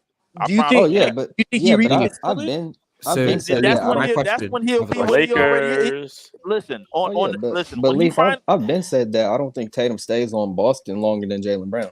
I feel like it's a KD Westbrook thing. JT and JB, when they finally win a championship, they're going to be either number 2 or number 3 options on the championship. And that's where I disagree. I don't think Jason. I think Jason Tatum easily going to be a number 1. Tatum's one of the best players in the world, one of the best defenders, one of the best offensive players in the world. Okay, Deb, I'm glad you said that. Hold on. Let him go.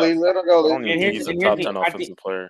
I think we're just caping off of this season. His inconsistency due to the coaching change and him going based on analytics. He still averaged 30 points on a great efficiency. He's been getting better each year. There's nothing to me, good and decent efficiency, but there's nothing that to me that kind of decipher he won't get any better. He can't be a number 1. Out of all the players that average 30, I feel like the lowest shot percentage. Points. I feel like plus two, it's like 60%. Plus 2 relative true shooting. I feel like hold on, X. I feel like it was Hold on, Dev.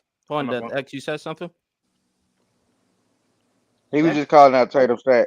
Oh, okay. No, I'm saying I feel like he needs to Kawhi Leonard, how the Toronto Raptors was built.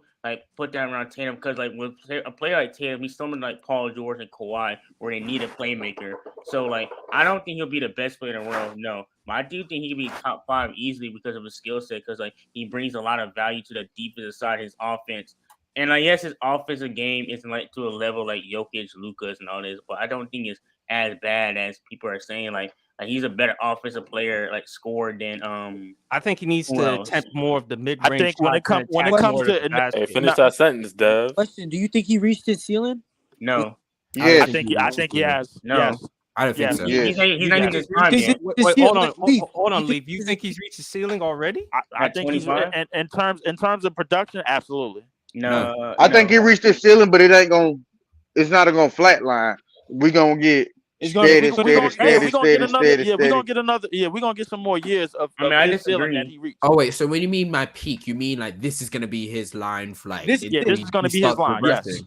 He's Yeah, not I getting don't- better than this. I want to talk about what you I said disagree. earlier, Leaf. So But- do you believe essentially what you're saying is the reason why you think that Tatum is not going to be at that level is Tatum's gonna start compared to like Jokic, compared to like Luka, those players when it gets to the end game, the fourth quarter, they are able to ruthlessly execute on what they need to do to win a game, while Right. Tatum doesn't have that ruthless execution to actually do so. Is that what your main essential thought about him? I think the combination when we talk about Joker and Lucas, just them two specifically, we talk about their ability to basically pick defenses apart with their passing ability and being able to be scoring threats as well. Offensively, as offensive initiators, they are the cream of the crop to me. Like, and they are absolutely the cream of the crop. If you want to throw Giannis in the secondary tier, if you want to throw Joel in the secondary tier, I think they're the secondary tier because they have legitimate advantages. So, Leaf, Their who's your top five? Who's your top five? I also, You had to give even your as a top Philly five. fan, I do want to say that Embiid as a like a those type of in these conversations shouldn't be that high. I'm talking about specifically when it comes to the playmaking side. Scoring wise, yeah, he should be in these conversations. Scoring wise, yes. But the thing is, his scoring. no. Here's the thing. Here's the thing, Zeno. His scoring clears so much because of his advantage. The same True. as Giannis. You know what I'm saying? So like with here's his the thing. natural advantage, it clears. You know what I'm saying? And this is Here's the the reason thing. why. I feel like when I read on my phone, cut you off, Lee, I feel like Tatum can get better because like all you need to do is mismatch hunt, take more than mid range. Because last year he was a good scorer. Like, he was a good scorer this year with him this consistency. So like he's getting better if he's mixing mismatch and like he can easily be better. He's already one of the best scorers in the league, and he has advantage over a lot of people too because his athletic ability. He's 6'9". He's bigger than most guards and wings. Yes, he's absolutely, And, absolutely. He was cooking Joel on a perimeter. Like, Yes, he just gotta do that. So to me, it's just all about consistency. So if you want to say based on consistency, I 100% agree with you, and I give you that because it's just I just think and I hear you attack the basket more. I just think that's my problem. Mid-range shots. That's my problem exactly. With like his consistency level is more on the range of a number 2 than a number 1. This is why I refer to him as a Scottie Pippen. And that's 100% fair because if it's based off his ability, it's number 1. All right, I 100% agree with you when you break it down to that league. Okay. Because I feel like, in my opinion, I feel like he should be better than what he actually. I know that sounds crazy, but I feel like he should be better. If that makes sense. You're just essentially saying that his shot tendency. Do we think Anthony Edwards can be better than Tatum? Yes. Can you say that again? He thinks Anthony. No. X. The only reason why he's saying this because he is such. Oh no, I just didn't hear it. No. I'm gonna tell you why. I'm gonna tell you why. No, I just didn't hear what he said. He thinks I asked, I said, do we think Edwards can be better than Tatum? I mean, I said yes, and I'm gonna explain why. To me, he already when he came in the league, his upside was just through the roof, like for his position. You know what I'm saying? And I think what's gonna happen is teams is gonna gear up for the drive more and then try to make his perimeter game. It's kind of like what you did with like the early 2000s type of 2 guards, like the T-Max, the Vinces, the Kobe's, the AIs, man. They were living in the paint and they were getting their money 25 plus to 30 plus, like closer to the basket. You know what I'm saying? So once he gets let me continue. Here's the thing. Mm-hmm. Tatum gets rattled, but and the way he gets rattled, he starts settling for a lot of deep threes. And the thing is, he got a sweet shot. I get that, but the thing is, ain't none of these dudes Steph. Bro. Like Steph is the only player that we've seen that could dominate strictly off of the 3-point line. It's strictly off of perimeter play. He's the only player that's just proven that. time and time again. You respect James Harden, by the way. James Harden I respect, but the playoff translation is and different. You know what I'm saying? And PSP to answer your question you had up earlier about if Tatum can win as a number one. Yes. I have full belief that depending on the only thing holding them back this season with the team they have right now is Brogdon being healthy and Porzingis being able to stay on the court. Because if you have Brogdon as your starter, he's a better playmaker and facilitate better than what Marcus Smart was doing out there. Yeah. And with Porzingis, I think Porzingis and Robert Williams is a way better duo to have out there than Al Horford and Robert Williams. Quick question, Zay. Do you think they better defensively without Marcus? Do you think they drop defensively without Marcus Smart?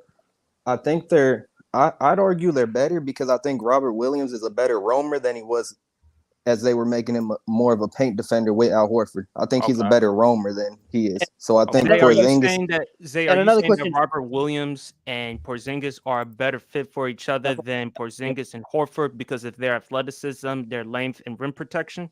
I would agree with that. And I think Robert Williams is the better roamer compared to him and Al Horford. And I think the fit between Porzingis being allowed to be a rim protector while Robert Williams allowed to go out there and roam and also help Porzingis is going to help them a lot more. And I also think Porzingis is a better shot maker than Al Horford. So that's not really a thing.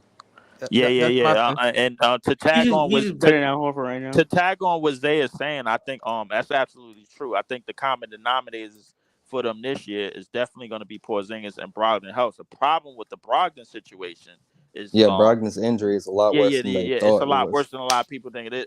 And Brogdon, I thought was initially brought in to be they go-to playmaker, to be the go-to setup guy to get Tatum and Brown easier buckets.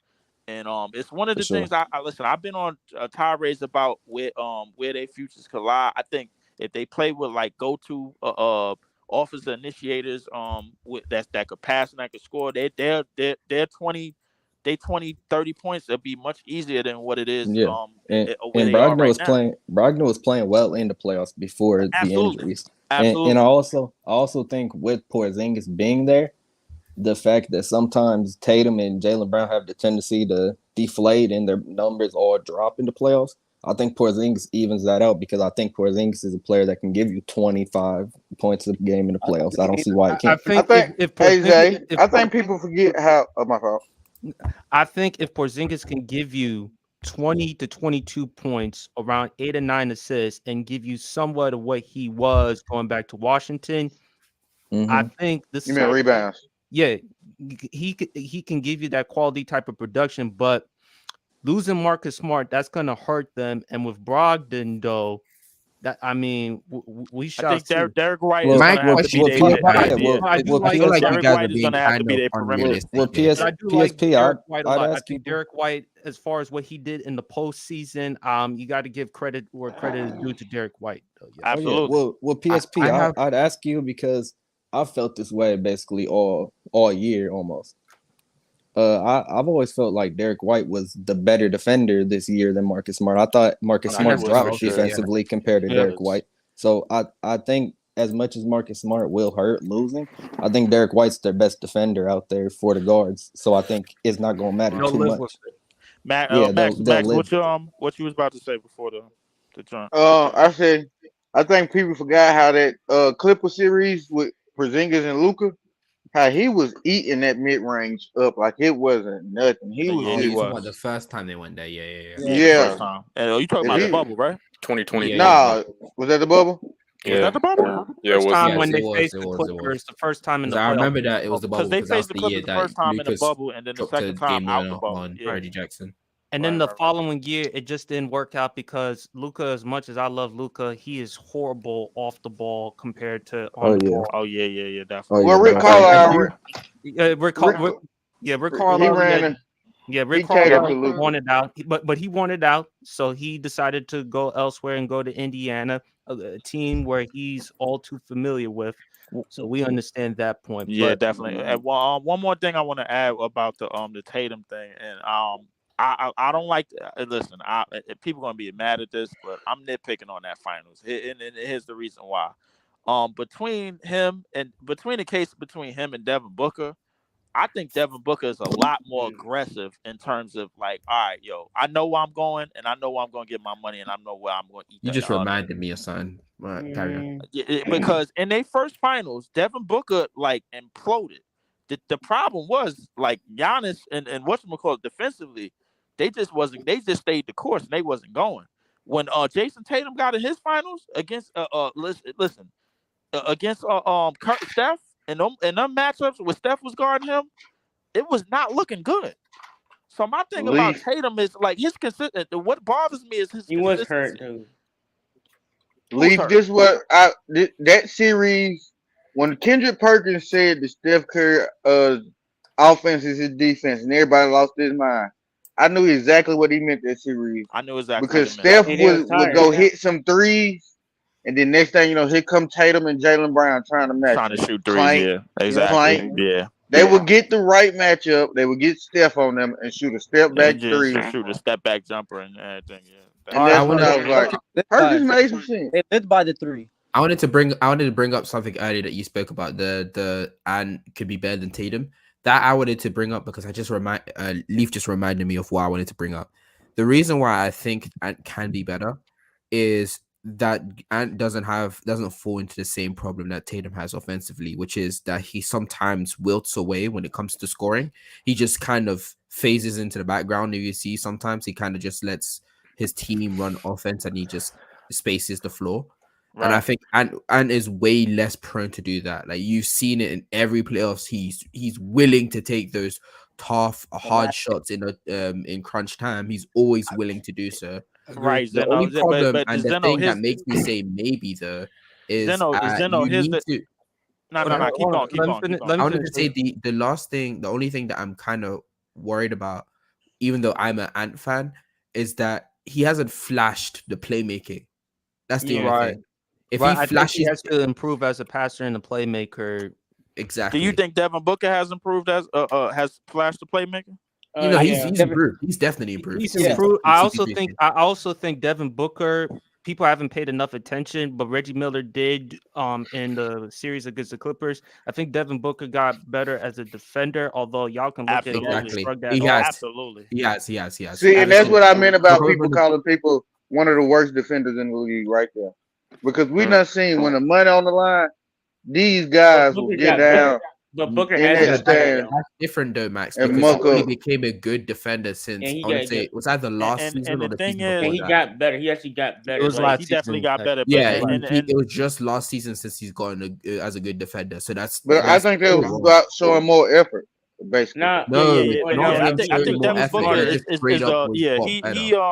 he's definitely a lot more aggressive, got a lot more pep. Because defense is also about reading passing lanes, reading off ball. Because like the problem with like guys like Jaylen Brown, why his defense fell off this year, because he was gambling a lot. He was getting beat off ball, backdoor by Duncan Robinson. So it's not just about effort; it's all about IQ. Getting them blown bys. Look, that's what we call but Dave, that's what we call fake hustle.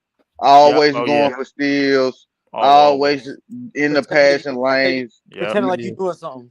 Pretending like you're doing something. Yeah. All right, fellas. Hold on. You gonna say something, Leaf? Yeah. So, but PSP, I wanted to, and this is the reason why a lot of people. What don't Leaf want to say so? All the time. But come on, Leaf. Just say because I got to move on. All right. To move on from this, it's one of the reasons why I'll give that Devin Booker the slight edge over Jason Tatum, and the reason being is because. I give them the slight. I ain't mad at it. The reason being is because they both been in the same neighborhood. They both been in the finals. They both came up on an L in the finals. The thing is, Jason Tatum has shown you more consistency as a number 2 than Devin Booker has shown you. Devin Booker has shown you more consistency as a number 1. Look at the playoffs that he just had. As a you know what I'm saying? He wasn't a number 1 though. KD was the number 1. Yeah. He was the number 1. He was the number 1. He wasn't the number 1, but you could make the case of him being the number 1 the way he was playing. About KD in a sec. We're gonna talk about KD in a sec. Oh, not Kevin Durant. Oh man. No. I want to talk Kevin about Durant versus Low. And the reason, yes, I want to talk about it, folks. Low and KD. I don't know what happened on that day. Someone probably knows the full story, but What are y'all thoughts? Dev, I'm gonna go with you first. What do you think about the whole thing between Low and KD? We already talked. Me, Khalil. I don't think Zena was there, but me, Khalil, and Max talked about it in Discord. I forgot Max was there. We talked about it in VC for a little bit, but I just said that the whole thing. Low doesn't have an issue with KD. Low just has an issue with his fans propping up KD to a status where even he would agree it's too much, and that's okay. And I feel like KD's a trolling. Like KD didn't really care. Like KD really doesn't care what people think. He was just there to be there. And I think people are making this a bigger deal than what it actually is. Trying to make this a fight in this, that rankings. At the end of the day, when he said the rankings don't matter, it really don't matter. And they would just do this for fun. And we're just having back to a discourse. So like I don't have a problem with Low his rankings, like not having KD as a top 5 player. And his thing, I'm not mad if you criticize KD. Like you're like that's what we do. We criticize every player. Like you deserve, nobody's above criticism. But it's like, it just depends how you do it, and like the animosity behind it. That's all I gotta say. All right, X, what are your thoughts about the whole KD Low situation? To give a quick rundown how this whole happened. Start from Low and someone else on the panel. I don't want to actually say the name. Am I fine with saying the panelist's name?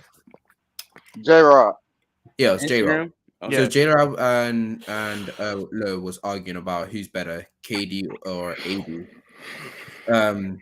Low got his shit off, and then it went. They put the clip on that onto the TikTok. On TikTok, and then it just went viral. People brought it to Twitter, and then Low was creating a space talking about it, right? And to set things straight. Then KD popped in. They had a whole conversation about their sides, and then some people was being nasty about it. Bleacher Report was, oh my god, Bleacher Report was nasty.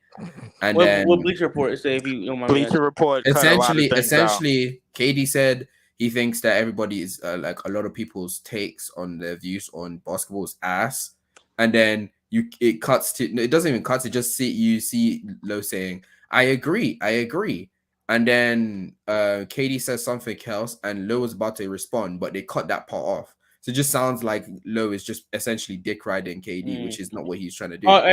Before you continue, and I saw his Ticket saying KD did. I know like Ticket KD didn't post that. Like that's a Bleacher Report that did that. I hate when like that's one thing I feel like people take it too personal. Like when they say he did this and KD he a punk for this. Like at the end of the day, it's his decision. It's like if you think it's sucker move and all this, it's cool. But it's like y'all be taking it too personal. Like taking it too much to heart. Like it's just basketball talk. That's what I feel. It just gets annoying when I see people keep cussing at each other, calling each other out their names like over this discourse. So X, what did you think about the whole situation? Were you on with Low or were you on with KD? Ooh, I don't think that anyone who's reasonable could be on KD's side, because for the most part, KD that whole time was pretty much trolling. Yeah. Two, burner accounts. Low's whole point was the fact that people aren't being consistent, because the things that they believe KD can do is just wild. Like if you was watching the panel today, was it today that they were having a conversation? Yeah, it was today. Some player was, and some guy was on Dub's World before the panel. Some guy was expecting on the panel that KD would have been able to beat the Bucks, then after be able to beat the Hawks, then after beat the Suns and win a chip in that same year with no Kyrie and an injured Harden. Do you know how insane that sounds? And when Low said, name me a top 10 player that's ever won a chip with their second best player and third best player injured, he couldn't answer that question. No one, because no one has ever done that. And I just think with KD, man, he's just too. Hey, hold up, wait, Jordan in '98. That's what KD. That's what Low. Didn't Jordan do that in '98? Low isn't. Was Scotty entire playoff run? Entire. Was Rodman hurt? No, because Scotty was out. Scotty had that back injury. He was hurt, but he was playing. I'm saying he said second and third. We're saying no Kyrie and no James Harden essentially, because James Harden was actually a negative in the game 7. So Damn sure was, bro. Listen, hey, this full disclaimer, bro. Listen, everybody in here know I support the Nets because y'all never bring that game up to me in here again, bro. Don't bring that series up. Don't bring that game up, bro. Like I listen. All right, no problem. Hey, the I'm in team a right now rage. is actually looks good though. That's the great thing. But back to what we're talking about. Continue. Lottery at best. Lottery at best. Right. Continue, X. But you're on more with Lowe because anyone. Lowe's problem is that Lowe's problem is that the people who support KD and love KD, they think KD can do too much. Like I told you, that person I thought that he would have been able to win a chip with no second option and an injured third option. Like that's insane. No, I agree there. And KD, my problem with him, I just think he's just too sensitive. And when people say that he doesn't care, he does care, because why else would you take the time to respond? They're only talking about you as a basketball player. They're not talking about you as a person or anything like that. He's just too sensitive because he feels like unless you play the game of basketball or you a great basketball player, hey, you can't critique my game. I disagree. I don't think he's sensitive. I think he trolls. I think he just enjoys messing with people. I'll be real with you. Like either he's sensitive or okay, fine, or he does enjoy it. He does enjoy it though, because he can't stop going on Twitter. I mean, the burner accounts. I think he generally likes that. I think he just generally likes it now. I agree with you, PSP. He's very sensitive. Sorry. A lot of people probably have burners though. I was gonna say pretty much everyone in the NBA probably has a burner. But the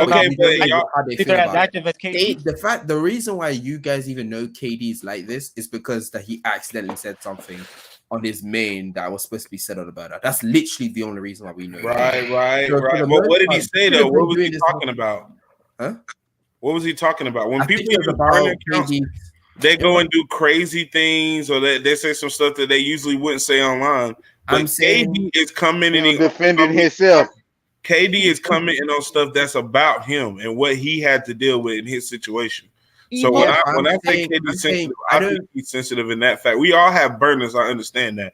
But he wasn't using his burner to troll. He was talking about real life situations that he had to deal with.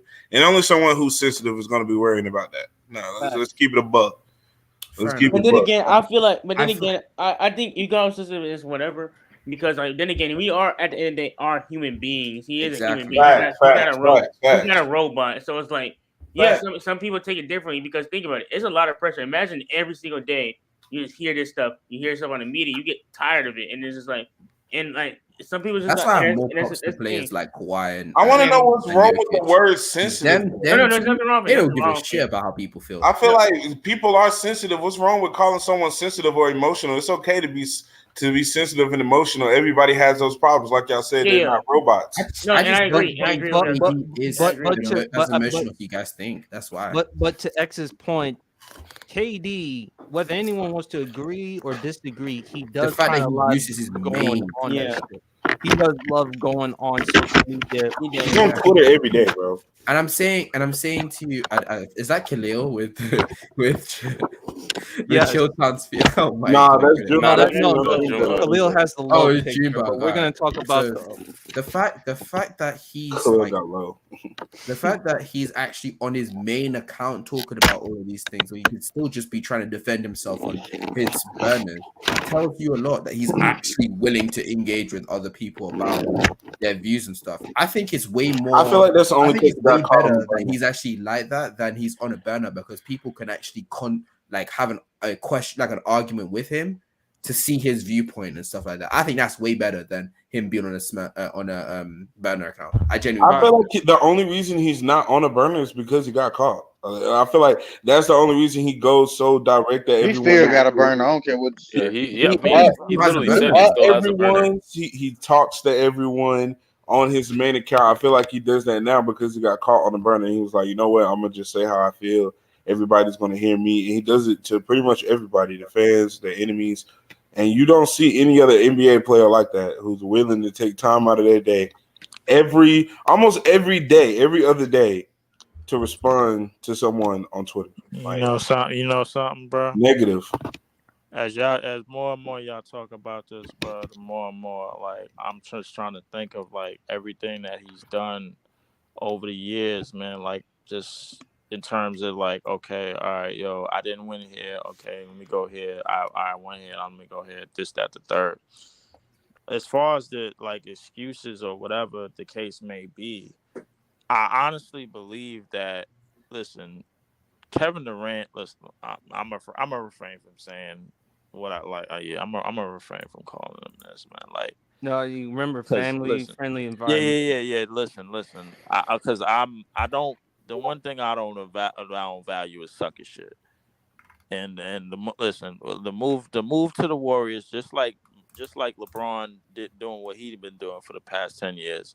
To me, it's You sucker do ass. not have to bring up LeBron to talk about I KD. didn't have to bring up really LeBron, but didn't you need to know bring where up I'm LeBron, going man, with with this, me. Max. Like, and here's the thing. No, LeBron I did the don't. same thing. You do. Like the thing is, I talked before about Uncle Murder doing a wrap up every year. He just talk about people just doing sucker shit, and that's the thing about everybody. Like people from Brooklyn, like as soon as you do some out of pocket shit, I'm on you. It's no letting up, bro. Like I don't care, bro. How We it got done. If I don't That was approve of it, bro. crazy. If I don't Pause, approve of it, bro, like I'm shitting on you every chance I get. It's just that simple, bro. Don't do sucker shit. And listen, as far as Low goes, My I think God. Low. That was I crazy. think the problem. Listen, the thing with Low is all of the logics have to correlate, and that's Yes. kind of like that's. And to me, he know every situation ain't the same, but somehow, some way, all the logics have to correlate, and that's one of the reasons why I don't even like talk up on him. He just seemed like somebody that just read a lot of books and just magically started talking about basketball. Man, like that's what just seemed like to me. I'm just No, but I feel like for the most part, the way of him saying yes, your logic needs to correlate is still factual. Like in a sense of this but if the conversation that we're logic, having, but the no, the way KD conversation we're having, you having so much, you putting so much on KD scoring and him being able to do hypothetically ABC when we've not seen him do that in so long, and Right. yet you're not willing to put players like AD over him because of the fact of his inconsistent shooting. When I'm he's definitely giving you not putting generational AD. level of defense, I just don't get it. Now, I have AD over KD? No, but I'm saying with that, the fact that you're he's the third willing best player in the to world. slide in the hypotheticals I for got one Giannis player, over but not KD. able to do so for the other player, I got Joker that's over what he has a KD. problem with. So X, let me ask you this question. Since you brought up with the KD fans, do you think KD fans are probably as annoying as LeBron fans? No. Can I get next? Yes. No. Absolutely not. Go ahead, Max. I wouldn't say it. Somewhat. May not be most annoying, but they expert with how they talk about KD. LeBron fans, we don't do that. They put KD on this super. We don't. Like have you ever heard anybody call LeBron the best scorer ever? I don't think I've ever heard one LeBron fan call him. I mean, that's all the time. Because he's the scoring leader. But check, we call KD the greatest scorer. They call KD the greatest scorer ever. Can fit it in a situation. Can do this. Can do that. Very efficient. And then when it's time to criticize him, well, he only played 7 games with this team. But what about him being the greatest plug and play player ever? Exactly. I was tired of hearing that shit. Hold on. Let me read this comment from Man Down Sports. Shout out to Man Down Sports. Check out, like, and subscribe to his channel. KD joining the Warriors is less impressive than guys like Michael Jordan or Kobe from previous eras, but it's par for the course in this era. Can't place players over KD just because KD joined the Warriors. Yes, you can. I agree with that. What players we talking about though? I really can't. What players wait, hold up. What players we talking about? That's the next one. Yeah. That's my next question. Because right now, him not being in my top 5 ain't got nothing to do with him joining the Warriors right now. Yeah, that's what I was gonna say. Absolutely nothing. It got everything to do with health and age. That's what he in my top 6 all the time. Oh hell no. Oh boy. It has everything to do with health and age and what your impact on the court is. And I hate to use that word because now I gotta put one, and now I gotta put Steph on a hierarchy, which I hate. Like that's No, you have to leave because again, Steph has won championships before KD and without after KD. Yes, I get. Hey, Zeno, the way I rank my top 5 is different than I'm everybody so glad else. he won that shit, though. I'm so glad he won that So shit. Khalil, The way I do my rank is different. Zeno. I do from 01 up. Go ahead, Khalil. Hold on, guys. Khalil, I okay, gotta ask you okay. this 01 up since is you have the very low interesting. picture, and I don't know why you trolling low like this, man. What's your thoughts about the whole low KD situation, Khalil? I think KD cooked low. No, I'm playing. I don't. I think people making a little bit big of a deal out of it because KD's done this before. He's hopped on spaces and debated with people, but I feel like low is just people want to say KD's sensitive. I don't think he's really sensitive for going in that space. Exactly. I think he really just wanted to like talk ball with them, but I think Low's more sensitive than KD for how mad he gets for somebody saying KD's top 5, bro. Like. Just because the only time I've ever, I'm sorry to cut you off, Khalil. The only time good. I've ever seen Low sensitive as hell is when someone tries to make an argument for John Stockton. I don't understand why he has so much shit. And that's bro. like he's had this crusade for like 3 years now, man. Yo, like I might like if it happened 20 years before you started getting rich off of YouTube, leave the shit alone, bro. Leave it alone, bro. I've seen a lot of this before, but this is usually on Ticket's channel because the thing is with Low, right? If you've been listening to, if you watch Low, he cannot stand idiots. He just can't stand. Somebody playing chill time. Or people who when he looks at their opinions and sees it, their opinion, their opinion and how they view things are just not consistent, and it's like horribly inconsistent. That's the stuff that gets to him because like I remember him talking about how this is when the playoffs were still happening, and he was talking about how this Miami Heat fan was thinking about how the problem with the team is spam and not that Jimmy Butler was playing worse than he. About James. Yeah, it was James. Like if he was watching that game, he was constantly being condescending, mad, rude like that. That's what annoys him. But usually the reason why he doesn't shout and stuff is because he usually just starts becoming more condescending and just mocking people instead of just getting mad. Who are you talking about, Zeno? I think he's talking about Take Low. He's talking about Low. That's how Low usually acts, is that he usually be condescending and trolling you if he thinks you're stupid. But sometimes he just has enough of it and just decides to just speak facts. That's what. I'm not gonna care. When I hear KD top 5, I get mad too.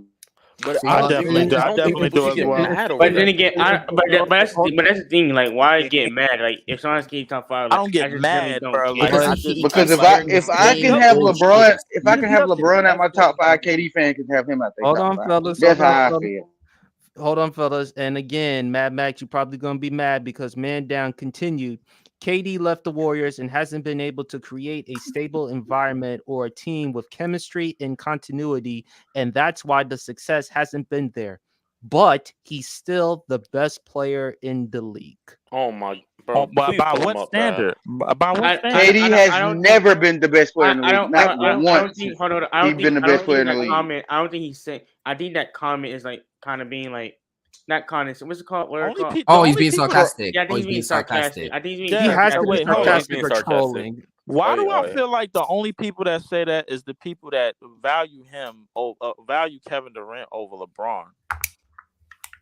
Why do I feel like that? That's an interesting point, though, Leaf. Because there's always been a rivalry. KD and Bron. And you know, you already know me. Rivalry, but I piss bro. on LeBron. I piss on right. LeBron and him all the same, bro. Like to me, It's the bro. fans. Like, listen, but the thing is, it's like, yo, you really value that, like Kevin Durant's quote unquote bag so much that you willing to put him over LeBron when you know good and damn well, bro, he ain't never been there. And that's the But thing. the Lee, it's really the fan. the Really, ironic Lee, thing is it's LeBron really is the also the better fans. scorer. That's the ironic thing. No, and that's the thing. And I think the fans got too much. And the thing is, bro, social media, bro, like it's too much of a plague on this game to me. It's bro. because No, it's Lee, not. No, it's not. because Lee, No, it's LeBron you is sound like you definitely 80 a better years scorer old. than Lee. KD. I ain't because going with Lee. that So old I man. Get really that don't old like man that. talk out of here, Lee. Here's That ain't my old man talk, bro. It's Hold too on, much guys. of a Hold on, plague guys. on this, Let bro. Khalil speak because I rudely interrupted. My fault, Khalil. No, you're good. I just think KD's is massively overrated all time wise because people think like KD's the best scorer or KD's the top 3 scorer ever, and I just disagree with that. Nah, it's not. Or they think KD has years where he was Top just the 7. best player in the league. They overrate his finals performance, even though it was very, very, very, very good. Which But they one? ignore some context in it, obviously. And then people who say like KD's like top 10 all time or like he was just better than Steph those years. I don't get it at all. But if you're talking about current day KD, I don't think KD's overrated like that because I think Yeah. mainly everybody has KD in the range of like 4 through 7 in the league right now, which is Yeah, fine. right now, like here's the thing. I think it's just a battle between the fans because it's not really KD saying all this stuff. All right, now it's just a battle of the fans. It's like it's the fans that will overrate him, the fans that will overhype him. It's like KD, like he just goes out there and hoop, saying LeBron. I mean, like that's everybody. LeBron. That's everybody. Yeah, it's everybody. I feel like it's a battle of the fans because like I think we all know who KD is, how good of a player is. He's still one of the great players. He's just not a top 10. He's not on the same level as LeBron. And like the fans the one that made it a rivalry. Like KD had some great years. Like he went from being loved to hated, and now he's like in this in between range where you either love KD or you hate him, and it's just a battle between. Like right now, I feel like it's a battle between like the KD lovers and the KD realists, not haters but realists. If you know what I mean. KD realists. Yeah, and down sports continued. KD is a complete player on both ends of the floor. Elite scorer with 0 holes in his game. Great rim protector and engaged perimeter defender. I think close. I think with the caps, you're supposed to emphasize it. So like 0 holes. Here's the thing with that, man down. When you have the Jokers of the world, the Giannis's of the world, the Embiid's of the world, the Lucas of the world, the Anthony Edwards of the world. Yeah, they're playing 60. Oh Yeah, I ain't gonna lie. Man down, come up here, bro. But here's the thing. When you have that, when you look at Kevin Durant, his first 12 years is absolutely amazing, bro. Like I'm not taking nothing away from him. But there's a difference between averaging 31 off of 50, 40, 90 splits and playing 60, 70 games a season than averaging 31 or 50, 40, 90 splits and playing less than 50 games a season. There's a big damn difference. Exactly. Like, that's why I don't want to hear that bullshit. Exactly. 55, So my thing. All right, never mind. I don't think he's trolling anymore. You played 45 games. No, he said right here, Durant been better than LeBron since his MVP. Said, where do you rank LeBron? LeBron is ranked 3. Yeah, number 1. Where do I rank LeBron? Yeah, that's what Jackson. To be honest with you, I rank LeBron like 2,000, bro. Like, and he ain't even up there, bro, for me, bro. Like everybody know that. But I rank LeBron. Get him off this podcast. Your credibility gonna go down. Gotta go behind Mike. Leaf, for real. Where do you rate LeBron? Leaf, you know why I rank LeBron, bro? He doesn't like. He doesn't. Leaf got LeBron number 2, bro. I not heard him say it before. Let's keep I it got LeBron I second. never had LeBron number 2. That's a lie. It's 3. You had LeBron in your top 5 before, Leaf. I've heard you say it. LeBron's still listen. It don't even matter. We're not talking about LeBron. Look, to get back on the. Yeah, that's what I thought. That's what I thought when I called you on it. That's what I thought. We're not talking about LeBron now because I heard you plenty times. Put LeBron in your top 5. So go on, say it. You got LeBron top 5. Say it right now, Lee. Say it right now. You gotta go, Lee. Say it right now, or you gotta go, Lee. Mind your motherfucking business, Max. That's top 5. He's definitely in this top 5. Calm down, fellas. I don't want to mute y'all. Calm down, folks. Calm down. Nah, but to get back on the Kevin Durant situation, my bad, PSP. But to get back on it now, because that's just how me and Max we just chop it up like that. But to get back on the Kevin Durant situation, bro, I think there's a bit what I just said. There's a big difference between 30 or 50, 40, 90 and 70 games, as it is in 30, 40, 90 in less than 50 games, and that's pretty much been Kevin Durant since he's left the Warriors. Leaf. Can I come in on a low? Can I come in on a low situation? I wanted to add. Go ahead, Zeno. Cool. I just want you to know if 55 games and 82, that is 15, 17. That is 12. That's 27 games. 7 games. That is a huge difference of games played. Very huge difference. That is a. Oh yeah, remember, you're reading right he's now. reading the Right now, comment. it was called to qualify as a all-star. This is all-star, no, all NBA. You need 65 games. He is playing that less, 10 less amount to even qualify for that award. That is a huge difference. And I don't even know, and I'm not 100% sure that it's a 50-game average since since the departure from the Warriors. I'm not sure. It could be, man, but I don't know the exact number. My point is this: Kevin Durant's first 12 years, phenomenal. Like, listen, OKC, and then the 3 years with Golden State, absolutely phenomenal. There's nothing. The playoff numbers, even in the year with his foot was on the line, absolutely phenomenal. I'm not gonna take nothing away from him on that. But there is a big, but when you talk about the Jokers, 60 plus games a season, when you over 65 games, Giannis over 65 games. The last 3 MVPs over 65 games. Like that's the last 3. Boom. You got Joel, Embiid, Giannis, Luka, first team all NBA every season except for one season. That the over 60 something games. That's 4. That's 4 players right there. So the 5th spot, if you want to keep it vacant, you keep it vacant. But the point I'm trying to make is this: in terms of a top 5 conversation, if you want to keep them there, just basically based off the efficiency ratings and the points per game or whatever, and the numbers across the board, however you want to do it, off of 55 games. Listen, that's your prerogative. Me personally, I'm not inclined to do it. Even now, him, Steph, and LeBron are basically going to do the same thing. They all aging. They still could put up numbers, but they all aging. And I never really valued their numbers. I only value what they did in the playoffs and in the postseason, and how they did it in the postseason. I don't get why they can't accept that, bro. That they age. And that's a lot of things, and that's one of the big things that a lot of the Kevin Durant fans, quote unquote, can't really accept. The Steph fans can accept that. The LeBron fans can accept that. Why can't y'all? Well, KD don't accept it either because he said he ain't lost a step. Yeah, facts. That was nasty whack. Oh my god. I'm not so shameless. That's when I started feeling like he was trolling. But here's the thing. I'm not mad at KD. I think he was speaking, not to cut you off, PSP, but I think he was talking in the sense of his game and the way that he was. Hold on, folks. My boy, Man Down Sports, wants to come on. Yeah, Palone. What up, my man? What's going on, man? Can y'all hear me? Yes, sir. Before you go, I was gonna say, Man Down, I'm listening. You can talk, bro. Hold on, I'm muting my mic. My thing is, I'm not mad at KD for saying that, because as an athlete, I don't think, because from that mindset, it's from an athlete standpoint. Him thinking like I lost a step in the game, like I don't think he should think like that way, because like when you're competitive, it's called life, Dave. Yeah, no, it's life. No, it's not. Let Dev finish. Let Dev finish. I think he probably knows he's lost a step, but I think he still think he's an elite player. This step, because like if I'm thinking, like for me, if I'm an athlete and I go through injuries and I just recovered, I think that's just his mindset. So I'm not saying I'm mad at him for saying that per se, because like to him, he's still getting a bucket, he's still getting to his spots and this that. I think he has lost a step due to his athleticism. I don't think he feel like he lost a step to his game, because his game was predicated off athleticism. But I agree that he lost a step, but I'm not mad at him for saying that per se in his mindset. Hold on. I gotta cut out. Man Down, you could cook, bro. Like it's all good, but I gotta cut out just. Yeah, you could go ahead.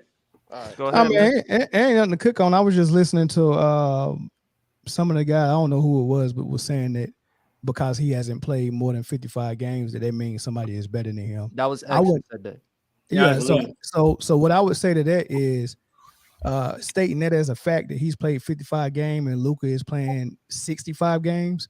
The only thing that means is Luka is playing more games than him. That don't mean Luka is better than him. Luka is a better basketball player than him. Okay. No, he's I didn't definitely actually not. say that. So all I said it's was that there's less. He played less games. He played 20. right. So and I wouldn't equate that to he's better. Like whoever plays the most game is better. I wouldn't equate that. So I wouldn't. No, I don't think we do that. We just mean like when you start talking about the 55, 40, and 90, that doesn't really matter to the people who have played over 50 games and are able to sustain that same type of efficiency. Yeah, but Yeah, but 50, 40, 90 is an elite club. It's only Steve Nash, Mark Price, Kyrie Irving, Steph Curry, Kevin Durant, Reggie Miller. Also, respectfully, And Malcolm Brogdon.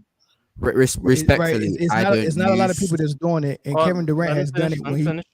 he's done it when he's played more than 50 games. That you just because you play 55 games don't mean that it's gonna be easy to get 50, 40, 90. That means that my field goal percentage, and you know the type of defense that Kevin Durant brings as far as attention. Like they're knocking him off his spot, they're getting physical with him, and he's shooting 50% still. And he's a jump shooter. Y'all said earlier on Lowe's Twitter thing that he's not getting to the hole. So he's shooting 50% and he's shooting mostly mid-range jump shots. So his jump shots are a better percentage than some people layup package. Yeah, right? he shoot And then 55%.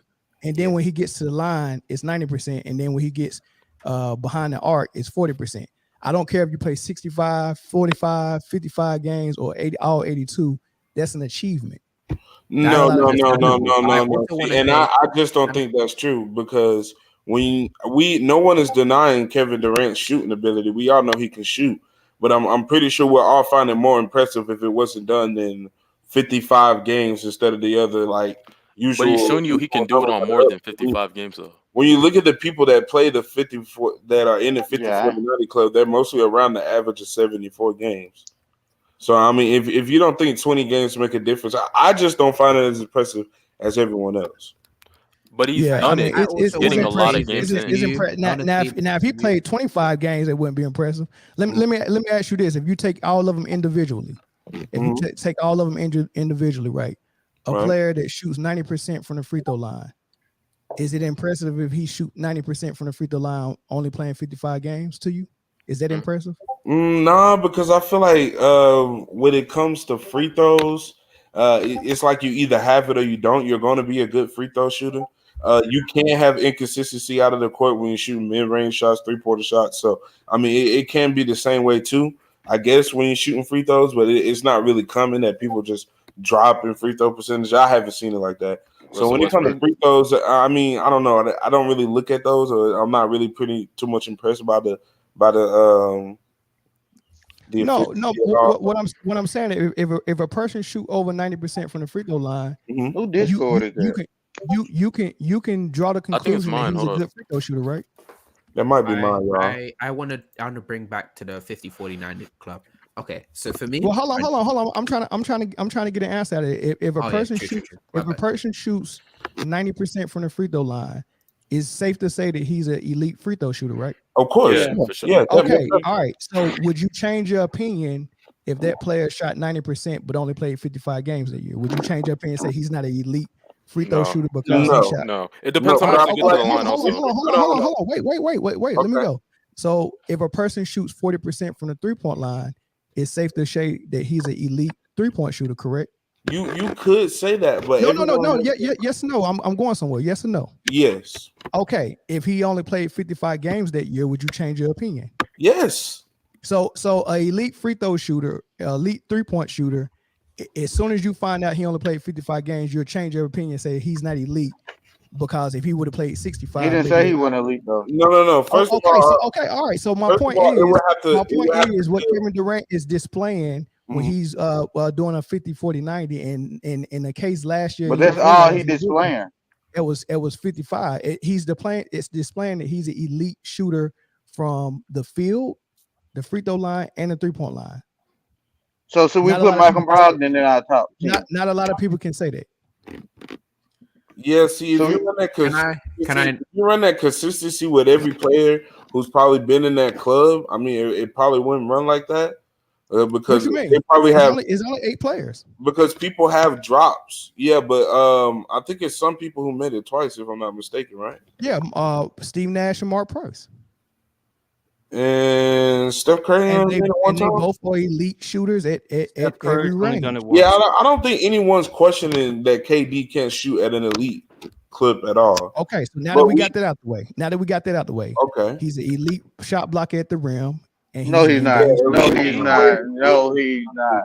So how many block shots did he average last year? It was over 1. It was one and a half. And It might have been one and a half. before we go on to this conversation, I need to get what I was gonna get off. Listen, Okay. this 50-40-90 thing, I'll be real with you, this is outdated. Because what the Facts. 50-40-90, this is what I wanted to bring up because I really wanted to talk to you about that. I dislike using field goal percentage and 3-point percentage and what's called the free throws. That's fine. Nowadays we have so much information that using field goals and 3-pointers is just way outdated, and that's why people nowadays use true shooting or effective field goal if you don't like the true shooting. Please use that because it's way more. To me, it's way more understanding of how efficient a player is on that side of the court. See, I so understand.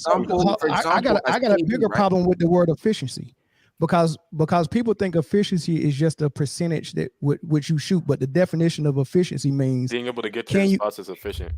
The definition of efficiency means getting something done with the least amount of work. Yeah. So you can be efficient with taking the least amount of dribbles or taking the least amount of time off the shot clock. So when I see a player like Michael Jordan, Kyrie Irving, Kobe Bryant, and Kevin Durant catch the ball with a 2-dribble pull-up, that's efficiency. He only took 2 dribbles and probably 3 seconds off the shot clock to get a shot. Versus someone like Luka, who's going to bring the ball up. He's going to use 2 or 3 screens to get a mismatch, and then he's going to dribble the ball probably 10 to 12 times and take 14 seconds off the shot clock. And if he don't get to his spot and get a shot, he's going to pass it to his teammate with only 2 or 3 seconds left on the shot clock to take a 3. Oh, before you go, So efficiency is just not field goal percentage. Efficiency is everything about the game. But when we talking about field goal percentage, efficiency is field goal percentage. You're helping my argument. That's why I dislike. Hold on, guys. Before y'all go on, No. something real quick. No, I was just letting you know. I got work in the morning. I gotta go. I appreciate you for letting me on PSP. I'm always down to come back on. Appreciate you. What's your name? Mad Sports. Man down. Go subscribe. Go subscribe. Like and subscribe to his YouTube, man. Go check out his content, man. Max, Zeno, Khalil, and Jumbo. You already know I'm gonna see you on the Discord. I'll catch y'all later. Take it easy, Take Hey, peace, big dog. And just for y'all to know, ever since 2020, Kevin Durant, well, actually, if you want to go back to when he first joined the Warriors, he's been averaging 1.5 blocks, except for the one season where he averaged. He's 7 foot. He's supposed to average a block. Okay, so he's an elite.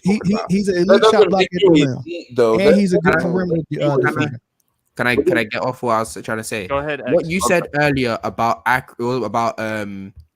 efficiency is literally you're arguing my point. That's why we do true shooting, because true shooting. I'm not arguing your point. I'm giving you the definition of efficiency and telling you that everyone is using it wrong when they try to. True shooting don't factor in how many seconds off the shot clock you took and how many dribbles you took and how many screens you use. But you got to watch and analyze the game to see all that stuff. You can't go to no stat book and no computer to go and look at how efficient a player is. That stuff is trash. Keep it simple. Keep it simple. When you shoot the ball, if you shoot 50%, I'm going to say he's shooting a high clip. He's shooting a high percentage. Period.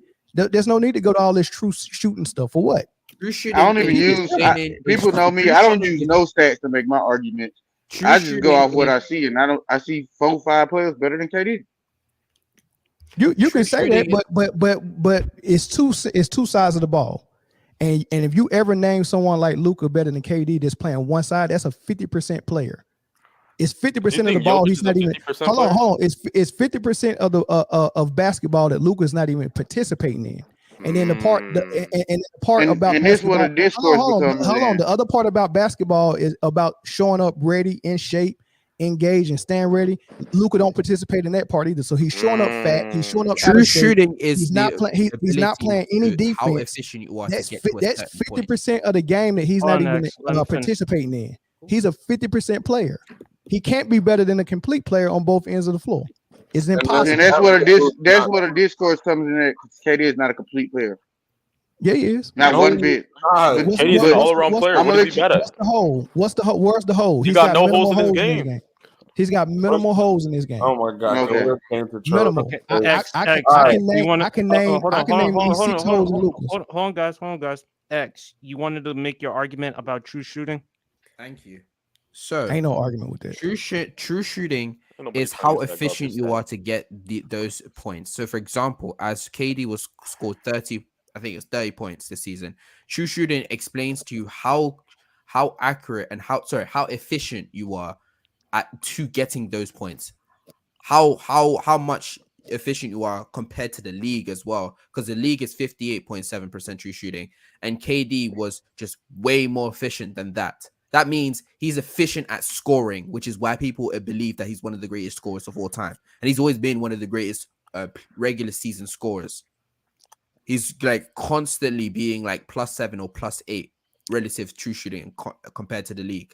That's what I'm trying to explain. I'm trying to explain that yes, we can actually use true shooting as efficiency, because it tells you how what's the one I'm looking for? How efficient you are at getting to 30 points. How many shots you need to take to get to that point. And it factors in your 3-point shots, your 2-point shots, and so whether it's mid ranges, long twos, attacks at the rim, and it also factors in your free throws. So yes, we have stats that can actually tell you how efficient you are to getting those shots. Does it tell you, oh, this player did 52 turnaround fades to get to 20 points? No, it doesn't tell you specifically those things, but it's telling you at the shots that he made and missed, how efficient he is to get to 30 points. That is efficiency. Can I respond real quick? Go ahead, Mando. So I'm cool with that. It's just not something that I use, because the eye I'm looking at it with is from a basketball perspective. That true shooting percentage is someone who can watch the game and not know what they're looking at. So now I have to go to advanced analytics to explain that to me. So that's for a Nick Wright nerd type that never played basketball, right? So that's something Nick Wright would have to do, because he can't watch the game and pull from it what's actually going on. He never played basketball. Because he never played. So with someone who actually played, they're looking at it, and like my man said, I don't know who said it, I don't use no stats. He said he just used the eye test. That's great. Now you can use that eye test and then have stats kind of help explain what your eyes are seeing. What we do, right? So Do you think I'm sat here having a conversation with you because I just look at stats and I don't say anything about his gameplay? No, we're not talking about you KD specifically. I've watched the series. I've watched KD just like you do. Maybe not. Maybe more analytical or less analytical than you do, but I do watch the same things that you do. It's just that I use stats to back up my point. That's what you should be using when you're using statistics and analytics. Yeah, you don't I use agree. it as your basis. You have eye test as your basis, and then use So your stats with it. I'm looking at the game, and I'm not forming a conclusion, but my eyes is telling me exactly what it is I'm seeing. And then if I go to the stats, or if I go to any analytics and it confirms what my eyes is seeing, then I would trust the stats. But if what my eyes is, because I got a trained eye, so what my eyes is seeing don't match the stats, then I'm not going to go with the stats. I'm gonna go with my eyes, and I'm gonna go look deeper to understand why it's not why the stats and my eyes are not matching up. We agree here. We agree here. Right. And a lot of times, like free throw percentage and blocks, there's literally no difference than using true shooting percentage. Thank you. There's not a difference whatsoever. It's kind of the exact same thing, just way more. Plus field goals. The reason why I don't like field goals and that normal stats is because for some players, like if you think of shooters, 3-point shooters, their field goal percentage is actually quite low, and it's the reason why is because they take more 3-point shots than they take at the rim. So it looks weird, like they have 42% field goal percentage and 40% from the free. Like a Kyle Korver. The threes are not added into the field goals. The threes are threes, and the field goals. They do. No. Remember, listen. No, it's not. Remember when you look on the stat sheet, field goals counter in your 2-pointers and your 3-pointers. That's what a free field goal is. It doesn't just separate. Field goal is any shot you take. Any shot you take. Field Besides goal the is free throw. field goal is your 2s and 3s. The only thing where it's not 3s is when you're only looking at 2-point field goals. 2-point But percentage. field goal percentage is your 3s and your 2s. Any shot you take besides the free throw. I'm looking at 2-point percentage and 3-point percentage on this stat sheet. Okay, just for me right now. Could you go to, let's say, what player should we use? Just use LeBron. Go into LeBron. Use his. I concede that argument. I might have been wrong about that. I concede that argument. But what I say about field goal percentage is when you're using it, your eyes is already telling you, how to use it. Like if people had an argument, like Nick Wright will say LeBron shoots a higher field goal percentage than Michael Jordan, and we know that Michael Jordan was He's taking more jump shots, habitually a jump shooter, and LeBron James gets downhill and tries to get to the rim. So that's common sense. If you're shooting 55% and you're shooting mostly dunks and layups, and I'm shooting 54% and I'm shooting mostly jump shots, then brother, that's why we use true shooting. Because true shooting, but you don't even need, like I said, you don't need true shooting to understand that when your eyes already told you the truth. Yes, like I'm saying, Nick Wright needs true shooting because he can't watch the game and see that. Hold on, man. I think that's hard. Hold on, X. I think what you're trying to say is yes, we can still look and evaluate the game. However, if we pay more attention to the higher numbers, such as the true percentage, we can see it from a different perspective, and plus it could validate our argument. Is that what you're trying to make? For the most part, all I'm saying is you can still use your eye test. I'm not denying eye test. Eye test is the most important part. That actually tells you, and it usually explains to you, okay, this player is better than this player. You can tell the differences, the weaknesses, the strengths of the player. It's just that the stats can help you get to that standpoint. And using some outdated stat like field goals is not going to help you. It may help you in certain situations, but it's not going to be as helpful as using something like true shooting or effective I don't field understand how field goal percentage is outdated. Like they still shooting field goals until they stop shooting field goals. Then it's not an outdated stat. I gave you a reason. It's telling you how high of a clip you're shooting your field goals. Yes, but is free throw percentage an outdated stat? No, because they only shoot field goal. Because tell me now. Come on, man. You know when you take a field goal shot, yeah?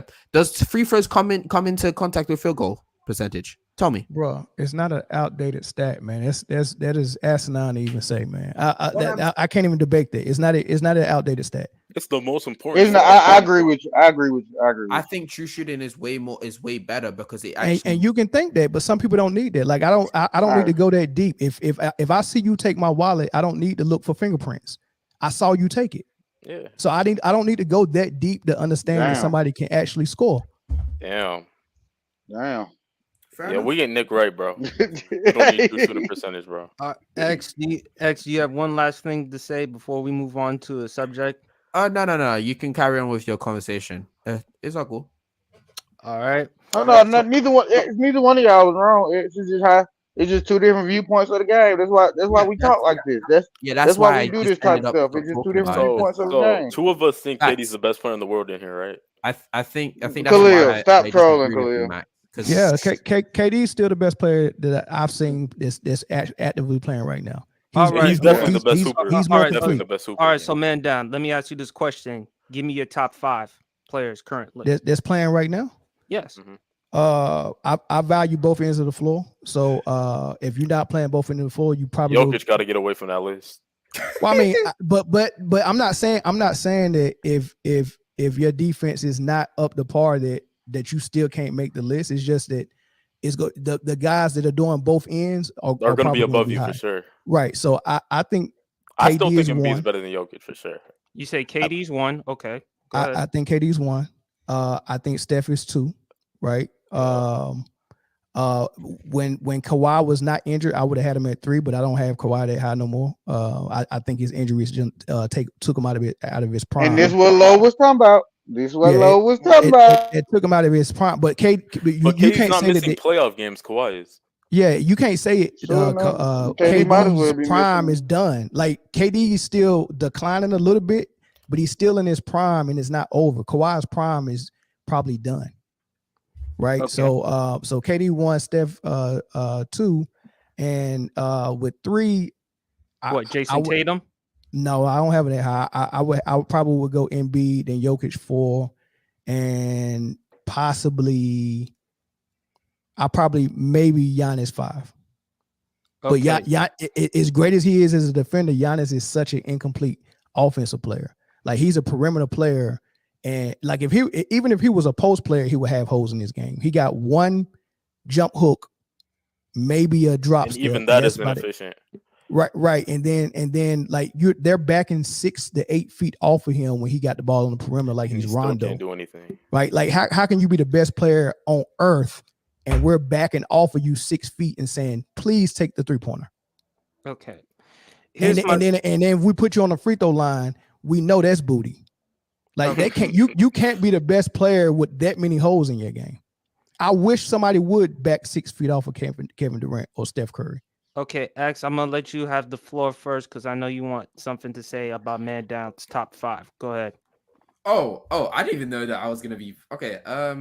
Yeah, you the guest. My on that, I would just say that KD, I think you are overrating certain aspects of KD, but I would leave it to other people first before I actually have that point on. No, it's not. I think that also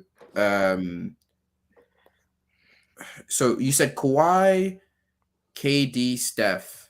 He doesn't view Kawhi that high anymore KD, because of the Steph. injuries. Kawhi, yeah. What was the other two?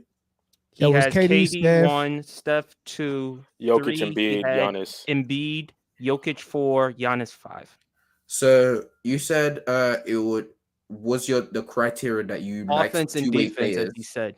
Yeah, I value both ends of the floor, but it's What up, not. Gabe? But when you're Jokic and your offense is just that because we got two players that's kind of incomplete on both ends. Giannis is incomplete on offense. Jokic is incomplete on defense.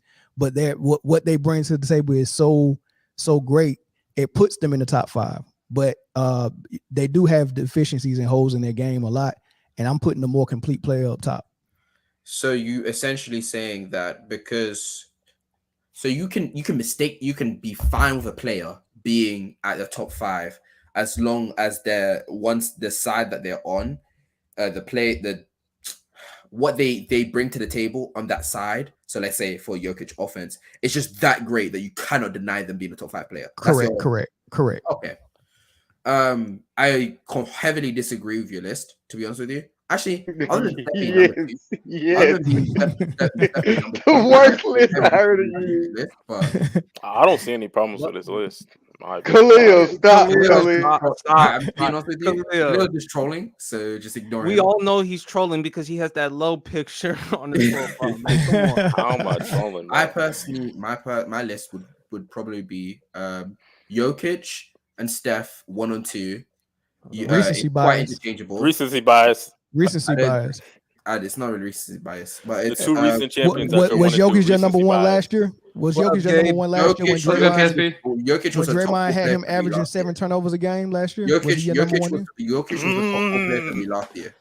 Huh? Was the top 4 player for me. Was KD your number 1 when Boston had him averaging 7 turnovers a game? Yeah. And I was disappointed. But so, hey, X, do you mind if I just briefly talk about that Boston series? Do your thing. Let's be honest, man. So you gotta all right. So what Boston did, and what the NBA allowed Boston to do is, I mean, they played a style of defense on Kevin Durant that we ain't seen since the 90s, man, and they allowed it. Right now, why they did it, I don't know. I mean, if you're a conspiracy nut, maybe you know that. I think Adam Silver was trying to push the Steph Curry propaganda. It wasn't a Steph Curry thing. It was we're not going to reward Brooklyn after Kyrie Irving pulled that stunt with the freaking and then you didn't even honor the regular season, and you think you just go come with 20 games left and make a playoff push. No, we go send a message. So they let Boston go. Notice that nobody else was guarded like Kevin Durant the rest of the playoffs. Level talk. Nobody else was guarded like the rest of the I swear this. I was gonna say the same thing, man. Max, that's why, bro. That's why we vibe. That's why we would vibe, love this guy with his conspiracy book, man. Leaf would love you. Wait, No, I'm just saying. Did the NBA allow the Boston Celtics to guard Curry the way they guarded Kyrie and Kevin Durant in that? No, No, and and it's not the NBA. It's because you don't play the two teams the same way. Thank you. No. The game. You scheme against every team differently. Listen. The game plan to stop Steph Curry has always been to rough him up off the ball because Cleveland used that game plan before Kevin Durant showed up with the Warriors. And what has been the game plan for Kevin Durant his whole career? Let me finish. When Matthew Dellavedova or LeBron was switching on him and they was pushing Curry around and he couldn't get nothing, even Draymond admitted we would never won those two straight finals without Kevin Durant because Cleveland figured Steph Curry out. Yup. And he couldn't do anything off the ball. Every time he tried to run off a screen, that was bumping him and all of that stuff. That was fouling the heck out of Steph Curry. And the NBA allowed it. Why they didn't allow them to do it that 2 years ago when Boston, after they had just did it to Kevin Durant. And look, Boston just did the same thing to Embiid, but nobody allowed them to do that to Jokic. One bump to Embiid. Can I ask you a question? No, wait. No, can I ask what you a Boston did question? to Embiid was allow Tatum to have Hall of Fame push-offs when he took 3-pointers. That shit was so disgusting to watch. If you watch that series, Tatum and Brown was able to do some nasty ass push-up. Yeah, there was a lot of offensive fouls that didn't call but on both ends of the court too. If you see how they in what world can you switch Marcus Smart? They do that. They've done that before. They've done that before. You can switch Brogdon. You can switch Grant Williams, and they can guard Embiid one-on-one. They've done that same thing before against the 76ers. That's not new, bro. And the NBA allows it. The NBA allows it. Why you don't want to bully him? I mean, the NBA allows it. The Sixers get that switch. They're not calling it like that. When people try to do Jokic like that, they was calling it.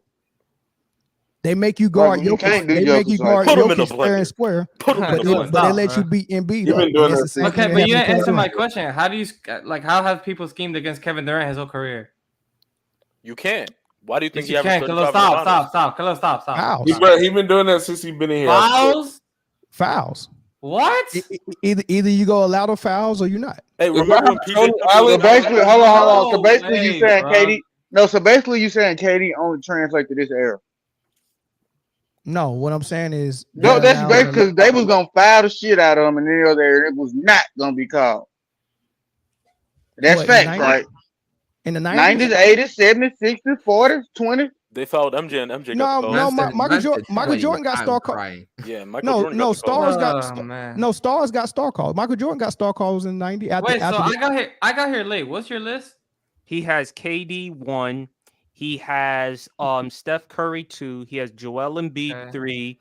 He has Nikola Jokic 4, and 5. He has Giannis. And he values both sides of the ball. I just want to say this: if you guys think I'm bad with how I disagree with him, if you value both, my bad, Zena, but if you value both sides of the ball, you should have Giannis at number 1 because I was just about to say that he's better on both sides of the ball collectively than Steph Curry and Steph Curry shouldn't be true if you value both sides.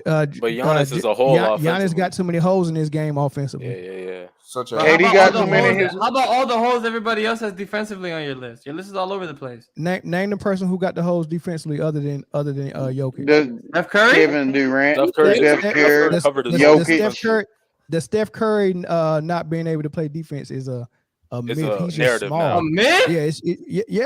Because that plays a factor. Him being small plays a factor. And it's not even like I'm calling him a bad defensive player. I'm just saying he has holes in his defense the same way you said. He has a size issue. So when that's a hole in his defense. When Steph Curry guards a guard his size or below or his size or smaller, he's locking up.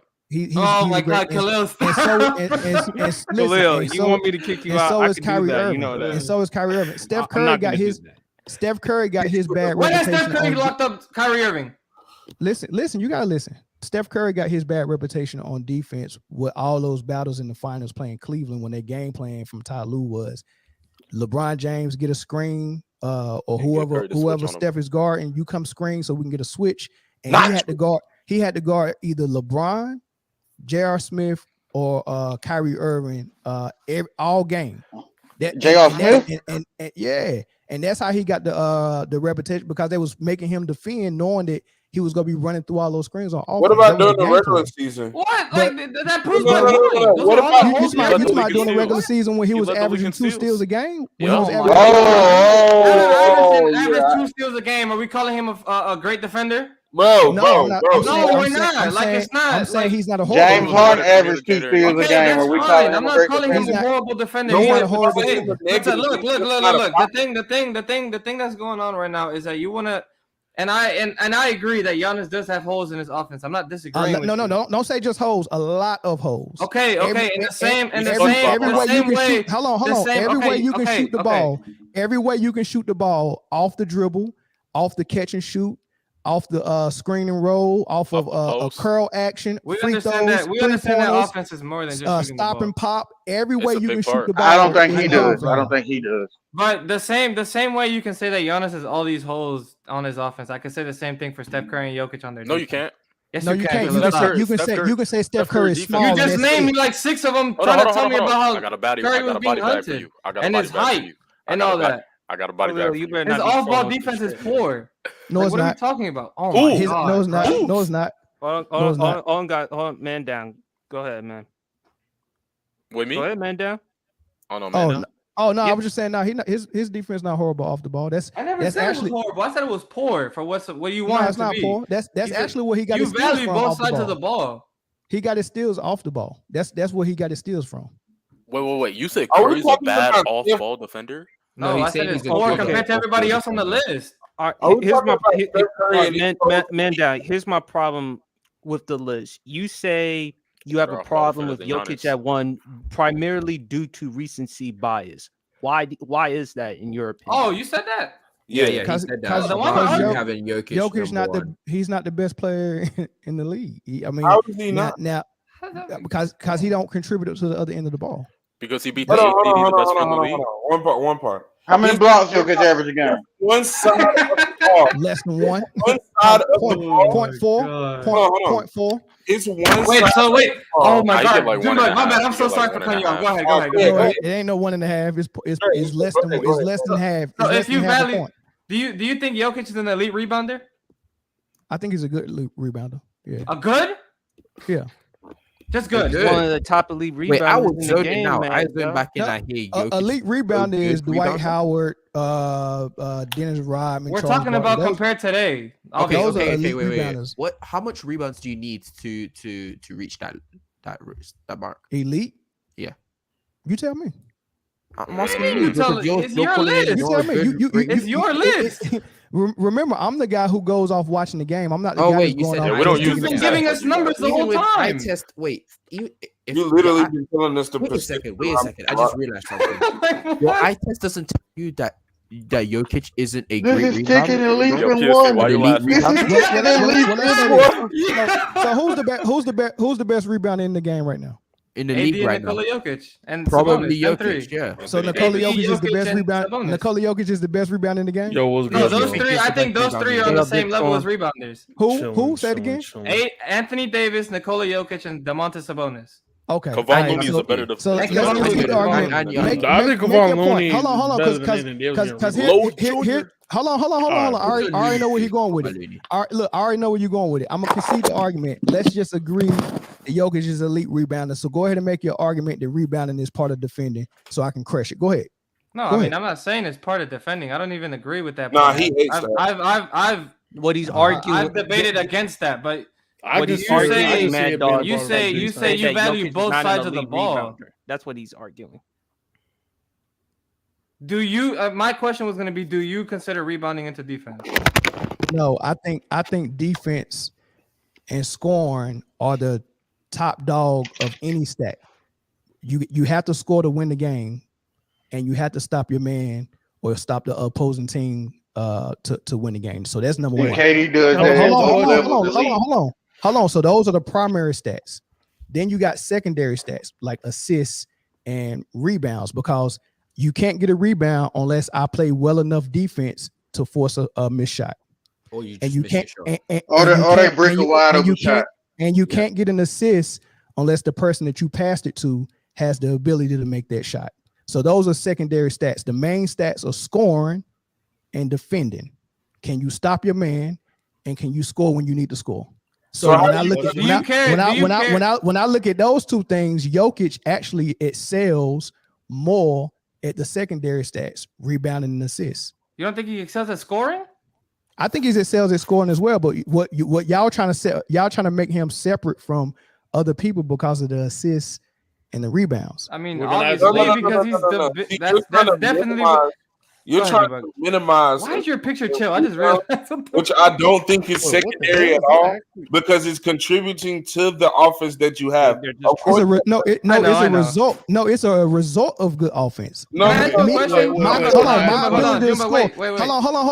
If I make a good drive to the hole and a double team come to stop me for getting a layup and I pass the ball out to let's say Dwight Howard at the 3-point line.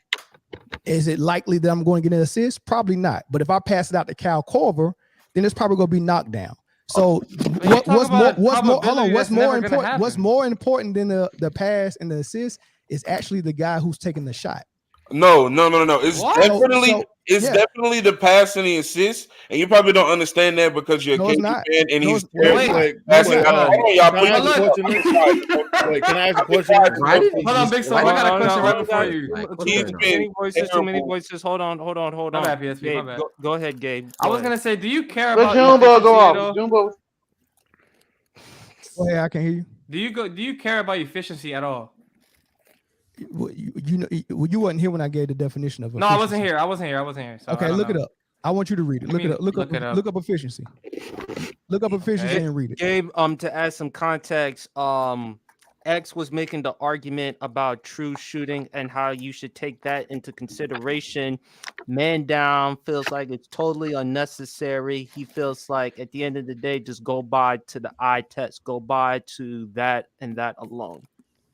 I didn't say that alone. KD's an elite shot blocker because he averages 1.5. KD is an elite shot blocker? I'm sorry, Mad Down. If I misspoke, correct me. Just a little bit. I said I use what I see with my eyes and I validate it with the stats. And if the stats actually match with what my eyes were saying, then I can go ahead and form a conclusion. If the stats in my eyes are telling me something different, then I have to look deeper. That's when it comes to true percentage, you don't take that shit into consideration. I'm not going that deep. If I just need to find out if this guy can score or not, why am I going to true shooting? Okay, then check this out. So if the percentage is okay, so you said that you use your eyes first, and then you go in to see if the percentages back up what you're seeing. Any data point or any metric. Yeah. I'm specifically talking about scoring right now. So with scoring with Kevin Durant. What about his stats showed you that he was good in scoring in this postseason? What you mean? What about what I saw? Which series? So you both series, both of them. The Clippers and the Nuggets, right? Yes, you're going off of recency bias as well. So that's why I'm bringing up Kevin Durant. So recency bias should show you that Kevin Durant isn't the scorer that you think he is because your eyes. First and foremost showed you. Wait! I'm not done. Your eyes first and foremost showed you that he was getting locked up by defenders that he shouldn't have been, and he was missing open shots that was rude. He could have made, and the percentages show that as well that he was shooting piss poor from everywhere. Okay, so that piss poor from where? Whatever. Hold on. He wasn't getting to the basket as Kevin much Durant as he would. Been in the league. Kevin Durant been in the Wait. Go ahead. Kevin Durant been in the league 10 plus years, right? Yes. All right. So prior to this playoff run this year, have you already formed the conclusion about Kevin Durant? Yes. Okay. So you're telling me that this playoff run should change your conclusion that you formed about Kevin Durant?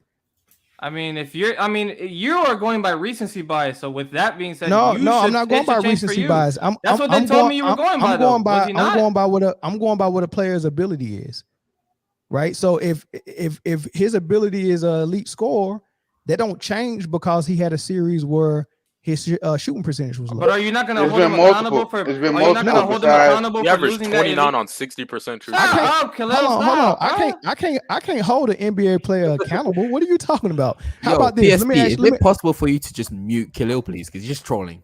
Okay. Nobody. Hey, brother, who am I speaking to? Who am I talking to? Bottom Gabe. left, Gabe. The guy with no Gabe. picture. Gabe. Yeah. Ignore Khalil. He's just trolling. Okay, Gabe. So let Yes. me ask you this question though. Can you tell me why his shooting percentage was low? Like, so if you defense on him, how they you was playing played- physical defense. Let me ask you a Yes. question. Was any of that physical defense fouling? Not that I saw. Okay, and regardless, and wait, but hold on. Before you I finish, get- I got real All quick. right, go 'Cause ahead, me and the sir over here with Chilltown's face, we went back and we watched a lot of the shots that Kevin Durant took as well. And most of them, like I said, that he was being double teamed sometimes, but then there were a lot of shots that he was taking that weren't on a double team. It was just a one-on-one, and he was Wide just missing open. open shots that he could take, that he can make rather. Sorry, Layups. We saw all that. especially against Denver. Yeah. The series. Yeah, it happens. It happens. And look, we got the greatest standard in basketball by the name of Michael Jordan. We seen him come back from baseball and have a playoffs run just like that as well, man. Sometimes your timing is just not there. He had just came off an injury and missed the last, 11, 12, 15 games right before the playoffs. And then he's with a new squad, a new offense. But why are you playing with new players? Hold on. So your let him timing finish, can let him be off. Your timing can be off. Your chemistry can be off with your team. I told somebody earlier today, ever since Kevin Durant left the Warriors, he hasn't had a continuity. He hasn't had any chemistry with the team. He hasn't had any stability. He went and got to the Brooklyn Nets and just couldn't get nothing going. Harden got hurt. Kyrie got hurt. Harden got traded. Kevin Durant got hurt. Kyrie got suspended. Kyrie came back. Ben Simmons came in there. He couldn't play. It's just so much stuff going on, and then he leaves and goes to Phoenix, and at the trade deadline, and then he gets hurt 10 games into the Phoenix thing. So it's a lot going with it. It's not just that someone locked him up. Yeah, Gordon played good defense on him in that Denver series. His shooting percentage wasn't there. He was missing shots he shouldn't make, or he should be making. Yes. But I mean, I'm not going to change my opinion about Kevin Durant. I'm going to say you sucked, and I can say that to a player that I think is good. I can say you sucked this series, but you got to do better. You got to prove it next year. And so where's LeBron at on your list then? Whoa. Can I ask a question before we get to LeBron? Real quick? All No. right, I need this. I ain't said nothing to it. So where's LeBron at on your list? By your logic, I still got LeBron number one. Because I done seen his whole career, and I done seen what he not done, and I know his ability. And therefore, he's been injured. He's been injured. A lot of his players on his team have been injured or been traded. No. People missing. Kyle Korver shooting 22% in the playoffs. So with LeBron, with LeBron is a little different for him and Kevin Durant. For one, LeBron is a lot older, and he's further He's outside. not a lot older. A lot older is crazy. It's 3 years, my brother. It's not 3 years. It's not 3 years. It's 3 years. LeBron's 38. And Kobe 35. 35. 3 years is a lot. You ever seen a junior? You ever seen a junior? That torn Achilles make him 38. That torn Achilles make him 38. Get to my point before we big about LeBron and KD. It's gonna be real quick. It's just it's a simple question I have. You a Magic fan, man? KD is actually 34. What do I got to anything? Big Storm. Big Storm. Go ahead. Here's my question. Is it further back to when you said that you categorize scoring and defending in like the primary and like assist rebounding in the secondary? My question is, say your man plays good enough defense to stop him from scoring, right? Or cause a lot of like missed shots, but I can't box up my man, and my man just constantly feeding him, grabbing offensive rebounds, just feeding them more into the offense until they get more points, get more of a lead, and potentially start building a really big kind of a blowout. Just because the whole system can play good defense if you're not like keying in on boxing out, like clearing out the defense in the paint. When you see that defense, not defense, but rebound is just as important as scoring, defending. Since at the end of the day, if I can't get the ball in my hands, they're just going to keep racking up shots and just end up winning due to just here's the simple answer why rebounding and scoring is not equally important. At the end of the game, which team wins which team wins the game? The team with the most rebounds or the team with the most points? That literally means I've seen plenty of games that a team that has destroy the the most team with No, rebounds. no. Hold on, No, hold on, but hold He's on. a Miami Wait, Heat fan. He wait, knows wait, about wait, losing Wait, rebound battles. Wait, look, hold on, man. Wait, look. 100% of the time, the team with the most points wins. Yes, correct? of course. All right. But look. Let's not get into this one, Gabe. Let's not get into this one, Gabe. Case closed. Like, never mind. Like, It's Case more closed. game. It's Okay, more but Guys, what guys, let what Gabe against finish, offensive? let Gabe My finish. bad, Gabe. Cause like I wanna you get can it. understand why a team wins the game though. It's not simply put just who scored the most points. Like we're not here to just be like It's when actually you talk. simple. No, team that it's scored not the most because points there's wins. reasons It why is that people simple. score. No, because when you start to break down the game and watch You the game with definitely your a KD eyes, fan. right? Wait, you say you like to watch with your eyes. You can simply tell that because sometimes a team got more rebounds than the other, like an alarmingly allows them to amount get more more. points in That's the order for reason them to that they win. won that game because they got It's more a con- possessions. Because they got more rebounds, they got a lot more possessions, and they got a lot more second chance points. Is that So- true? Yes or no? You're not listening to what I'm saying. I'm not. I I'm am not. listening to what you're saying. e- It's a lot more every- nuance in what you're making it though. Every single thing that you do on the He a court KD fan, contributes. Gabe. Remember that. I know Everything that you do on the court contributes to the win. But he asked me which are rebounding and scoring equally as important, and it's not. I think it is. Yeah, I agree with that. Okay, it's not equally as important, but it's definitely right up under there. It's not secondary as That's you make why I said primary and secondary. But hold on, but a coach, But hold on, actually the but a definition of coach is primary gonna and tell secondary. a coach is gonna, but a coach will tell. I've never heard of the term before. Go ahead, man, Max. I said the coach would tell, like if you're talking from a coach standpoint, he would tell you the most important part of his game is rebounding. A coach will say that. Hey, look, I'm gonna tell you why. I'm gonna tell you why they know that's not true. But no, I agree with you. I agree with you. I I agree. never seen a rebounder get paid more than the scorer. I never seen Horace Grant get paid more than Jordan. Kenneth Faried got paid. Hold on. Jordan is more than just a scorer, though. I'm saying, but Kenneth Faried got paid more than Lou Williams ever got paid. I'm pretty sure You know Rodman got Jordan paid is more than just a scorer. if I'm not mistaken. Whoever your Kevin primary Love got scorer paid is, more than whoever your primary scorer Jamal is, Crawford more than ever likely got will be your paid. go-to guy and your franchise player. You said what? Whoever your primary scorer is who the team is built around. Nobody's building the team around a rebounder. Of course. Nobody So the said. Magic, so where the Magic not built around Nobody said I want Dennis Rodman to be my best player. I want Dennis Rodman to be my best player. So was the Magic not built around Dwight Howard? Dwight was the best scorer. He was the primary scorer. He was also the best rebounder. Question. Yeah, but he was the primary scorer. best If he was player? just a rebounder, they would have had to go find a primary scorer.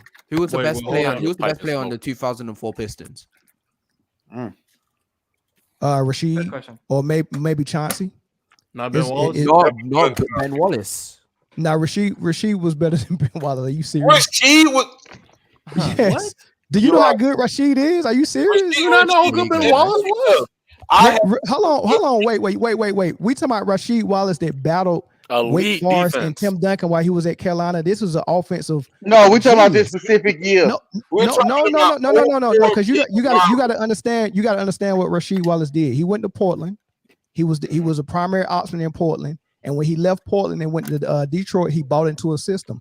A lot of people know that Tim Duncan could have averaged 30 if he wanted to, but he played in a system that Pop created that had Tony Parker and Ginobili with the ball most of the time. So do you And also that's what rank that's what Rashid Wallace did. He came over there and said it's about rebounding and defense, and we're gonna let Chauncey do his thing, we're gonna let Rip do his thing, and we're gonna lock the paint down. So do But you whenever rank? whenever they needed a bucket, especially in that series that they beat the Lakers, and they needed, I think that they had Medvedenko on Rashid Wallace, and he went nuts on them to get them points. Nah, that's Rashid Wallace was the best player on that team. I'm sorry. So do you also? What I'm hearing as I well. can- you speak I on- don't- you're I don't speaking- necessarily not I've do also that. heard you speak a lot on reputation sometimes. Do you also rank reputation into your ranking systems? No. I think so. So then why did you But bring I up think you Rashid do. Wallace in Portland if we're talking about 2004? Because he's the same guy. He was on Portland the same Come year. on, bro. He Done just said he like bought this. into a system. How can he be the same guy? Because you got to understand when a guy's putting his game on a shelf for the greater good of the team. It's not that I agree. It's not that Rashid couldn't get Clear busy. shit up. It was that the style that they was playing in Detroit. Hey, we go win this game, and y'all ain't gonna score more than 70 points. You can acknowledge that he was. Okay, hold but the on, crazy wait. thing is that he's acknowledging that Rashid Wallace wasn't playing to the standard that you once saw him play in Portland. No, he put his game on a shelf. It wasn't. Okay, so for so lack because of he put his ability. game That's on, different. so because he put his That's different. game on the shelf, he didn't produce to the same play he did in Portland. So And he was still the best player on that. And he was still the best player on that team. He was not okay. We're not arguing who was the better player. We're saying That's what he asked me. That's what he asked me. Hold on one second. That's what he I asked asked you me. a question. I made a statement. The best player on that team at that time with the most ability defensively, rebounding, and everything else with the intangibles on the court. You're not going to say that was Rasheed Wallace, who played freaking 22 games that season, and I think he was not really that dominant as Ben. It wasn't Ben, and you know, it wasn't Ben Wallace either. If it wasn't Rasheed, it was Chauncey, the guy who got actually got the MVP votes. Finals MVP, yeah.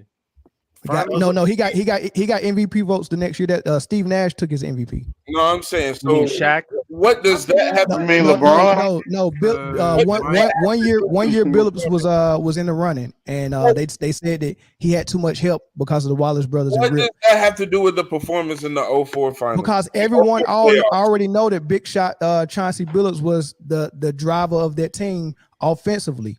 And Rasheed and Ben So what do Wallace you locked think? down the You play. add that part. You knew. So hold on. My I got it. My question is, Do you think Chris Middleton was better than Giannis? Wait, no, Max. I just want a question. So, what was the 2004 Pistons identity? What was their identity? Defense and good offense, running the floor. Good offense. That offense was mid. The offense wasn't mid. I want to make sure you said That had a sophisticated offense. No, They had a real sophisticated offense, but they know their whole entire game was bro. on defense. What are we talking about right now? Look, Khalil. Every team that went. Name me a team that won the I championship. don't want to go there. I want you to. The identity wasn't defense Could you please repeat what that identity was? for Detroit. You said, wait, what was your question? That name you a team that what? Name a team that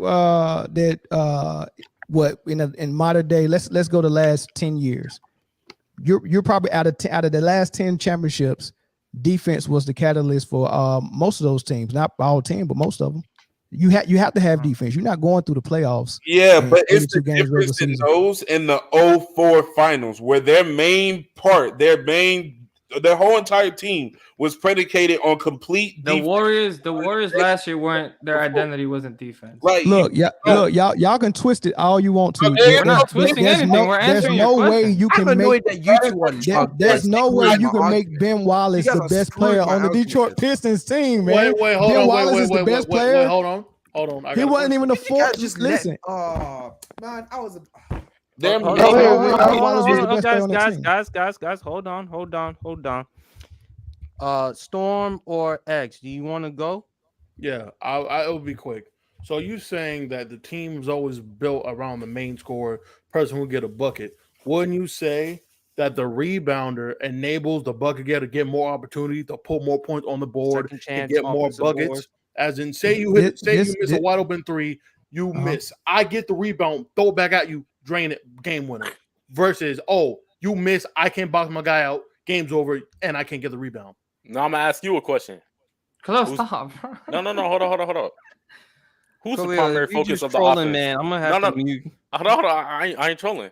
All right, go ahead. Who's the Yeah, I primary agree. I agree with what Khalil said. Who's the primary focus of that Warriors offense? Kevon Looney or Stephen Curry? Steph Curry. You're literally One talking night. about one side of the ball. Okay, but when someone can give you 25 rebounds and almost give you a 20-10 game with not that many points, come on now. That's an ether to me. That sounds like ether to me. You just I also want to address the Kevin Durant being an elite shot blocker. I'm gonna get to that in a second. That's kind of blasphemous to me because you've never seen Kevin Durant man the paint before. But because the average you ain't been watching the game then. I have been watching the game. I'm sorry if you never seen it. I can't describe it to you. Most of Kevin Durant's blocks come from help side defense, not from interior. That's rim protection. He manned the paint. Just tell me one time. Is that not what Giannis does? Hold on one second. When have you seen that recently? Where you seen? Yes, but Giannis isn't just like man the paint. It is So ever since Kevin It Durant literally is. joined the Warriors, and they had a lineup called the Death lineup. Yeah, And because that of the lineup- offense, not because of the defense. Don't do that. And in But that they were in top that two in that defenses in in the that league that year, lineup, though. Because of in that Draymond lineup, Green, not because of Kevin Durant. wait. In that Kevin lineup, Durant was Kevin playing elite Durant. defense that year, though. In Because that he was on the lineup, back Kevin of Draymond Durant Green. was the Khalil, only stop it. 7 foot on the And floor. how he averaged 1.5 blocks this year. Guys, let man down finish real quick. And then In that Death lineup, Kevin Durant was the tallest, only 7 footer on the floor was Iguodala, Draymond, Durant, Clay, and Steph. Who's the best defender in that lineup? Kevin Durant was the rim protector on that. When he went to Brooklyn, he continued to do that. Watch the games. So Nick Watch the Claxton wasn't the games. rim protector on Brooklyn? It was Nick and Kevin Durant. No. Who else did they have? Yeah, it was both of them. No. I can take that to be true if he didn't average the same amount of blocks in 2010, 2011, 2012, 2013. So that theory doesn't really mean anything when he's It's already crazy, yeah, because his reputation never even seemed for him to be an elite shot blocker. He Without can get a block, and he's good at getting blocks, but to call him an elite shot blocker, That's is a lot. very, Two very blocks a game unrealistic. is not elite. 2 blocks a game is not elite. That's not 2 He blocks. wasn't averaging 2 blocks a game. Yes, he did in 2017 and 2018. Hold on, guys. Not only that. Man down. Did you also? Khalil, you don't even rank that shit like that. So Did you stop, bro. also claim that KD Yes, I do. is also KD an best in the elite world. rim protector? I just want to make sure you're on the record on that. You said Yeah. elite rim protector. Elite with Kevin rim Durant. protector. Oh man, Because of 1.5 blocks. Drugs. Like, what is How it does he do- about him how- as a rim protector How that would makes you? him so elite? Because and another thing too, rim protection isn't only blocks. How well does he deter shots in your opinion? Very well. Khalil, stop, bro. What? No. I mean, if you're the last line of defense for your team, right, and you don't get the block and you alter the shot, that's not a stat that's really gonna be held that you can go look up. You That's gotta why I'm watch asking you it. how you think it is. right now. You gotta watch the games. I think obviously if I say he's an elite rim protector, I think he did quite well with protecting the rim, whether he got the shot, whether he got the block or not. Can you tell me anytime during the postseason or regular season that you've seen Kevin Durant deter anyone from the rim, be elite shot blocker? Well, not elite shot blocker, elite. Yeah, this playoffs. The rim. He's not an elite shot blocker because he averaged 1 block a game. So you're trying to tell me that Shai Gilgeous-Alexander is an elite shot blocker because he averaged 1 block a game. Or Mo Bamba because they averaged 1.7. I didn't say just because he averaged 1.5 or 1.8. Earlier when I said how much do you I said from me watching him rim protect weak side at the rim, and then the proof is, remember I said what my eye shows me, and then I go look at the stat to see if it matches, and it does match. Now with Shai Gilgeous-Alexander, I don't see him coming over and protecting the rim like that. So I'm thinking, all right, so how does he get 1.5 blocks? I gotta watch the game, and then I see, okay, he's a lone defender on the perimeter, and he might be getting blocks at jump shots and threes. Cool, but you're not a rim protector, but you're challenging shots on the jump shot. Okay, that's still good. That's still good defense. Shai Gilgeous is a elite defender as well. Who do you think just in not the a- NBA he's not a rim currently protector. are elite rim protectors outside of Kevin Durant? By your logic, I think gotta be in there. I think Claxton is a good rim protector. I think Jaren Jackson Jr., Anthony Davis, Brook Lopez, sometimes Giannis. Sometimes. Yeah, sometimes. Yeah, sometimes. You don't think This year- Giannis? You don't think Giannis had everything you think Kevin Durant does? You don't think Giannis is better at that, especially the help side defense and deterring Yeah, shots on the help side? Yeah, but I said sometimes this year because he kind of let Brook Lopez actually do most of it this year, and he concentrated on other things. Well, yeah, that's how it's been because Brook Lopez is manning the paint. Davis. Just because someone is doing it I said more, Anthony doesn't Davis. change the fact that He he's said elite at doing it. Is he not still elite at doing it? So is Jokic an elite rim Yeah, protector? yeah, Giannis is. Giannis is. I said Giannis. Yeah, but you said sometimes. So that's Yeah, why I you questioned can- it. Okay, But well, my then bad. I also My wanted to apologies. ask. My apologies. No, you're good. You're good. I just wanted to make sure. So you don't think Nikola Jokic is an elite rim protector? Are you serious? Yes, because by your logic, he had the averaging the blocks, the help side. He's gotten better at That's all not that my. stuff That's from not my. before. That's not my Jokic logic. averaged like 0.6 That's not my blocks. logic. That's not my logic. The rim deterring is But rim deterrent. The rim Rim deterring, deterrent. y'all. I heard it from all y'all mouths think before. Not Jokic you, deters shots? sir. But I've heard you, Jordan, KJ, and all y'all say that. On God, Come I've never on, said bro. that. On God, So we really having a conversation about Hold on. Jokic's Matter of shot fact, blocking. Hey, wait. I got the stats pulled up right here. I got this. I've never said that. Hold on. Y'all said KD doesn't alter shots at the paint. On average. Not at an elite level. No. Not at an elite level, bro. On average. Oh my KD God. holds his opponents to a -9 field goal percentage when they shoot a shot on him at the rim. 96th percentile. How is that not elite? shots did they shoot on him at the rim? How many shots? Listen.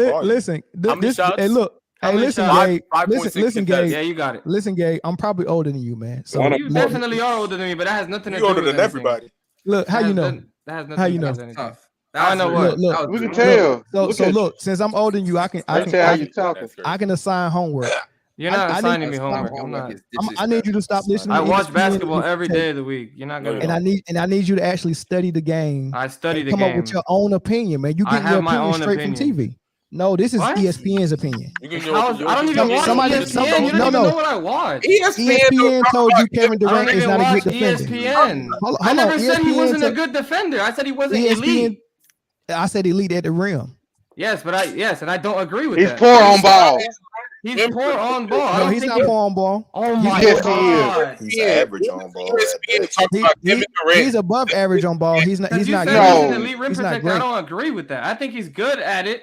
I think He's he a deters shots well. he's a great rim but I protector. don't think he's on the same Great tier rim as. protector? I don't think. Kevin He's a Durant? good. He said He's elite. a good perimeter. He said elite. uh, But I don't think. I'm not gonna sit here. Look, guys, calm down. Because the crazy part is you don't even know me, so you don't know what I watch and what I do and what I form my I opinion. think he does. I don't even know. Khalil, stop. Like, can you mute him, PSP? I'm trying to figure out. Yeah, that's what I be in the Don't do Discord. this, bro. I be on player shorts all the time. I be in Discord talking basketball all the time. I don't watch ESPN at all. Right? Sound I like watch basketball. I watch film. I form my own opinions. You gotta watch it with me. Let me I'm not watching nothing with you. I form my own speak. opinions. Hey, I'm not the schooling bus anybody. is not full, man. You can still get on, man. I'll take I'm you to not school. getting on Man down, anybody's man down. When does ESPN ever speak about Kevin Durant's defensive Rim game? protection. Rim protection. Rim protection. What Even the if they're hell? calling it piss poor, when have they ever spoke about it ever?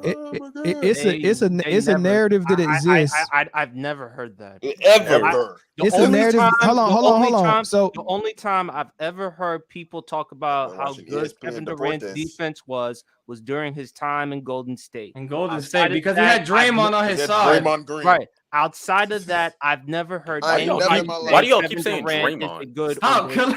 this man Stop. said Draymond. Name me one other Yes, nigga who averaged Draymond 2 Green. blocks What with do you Draymond. mean? Name me one other nigga who averaged 2 blocks with Draymond then. Oh my They're God. not all Javale did not average 2 like blocks. behind. KD didn't average 2 blocks. Yes, he did. He averaged 1.7 and 1.8. That's I'm not two. That is true.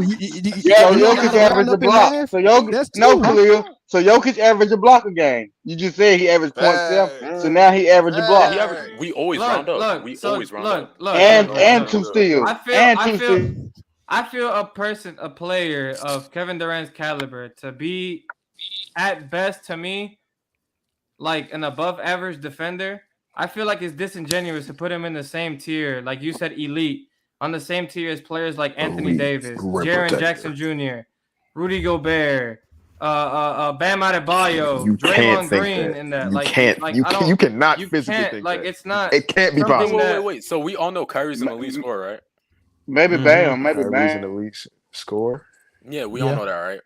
Right. Kyrie's an elite scorer, yes. So you think he's on the same tier of scoring as Jokic, right?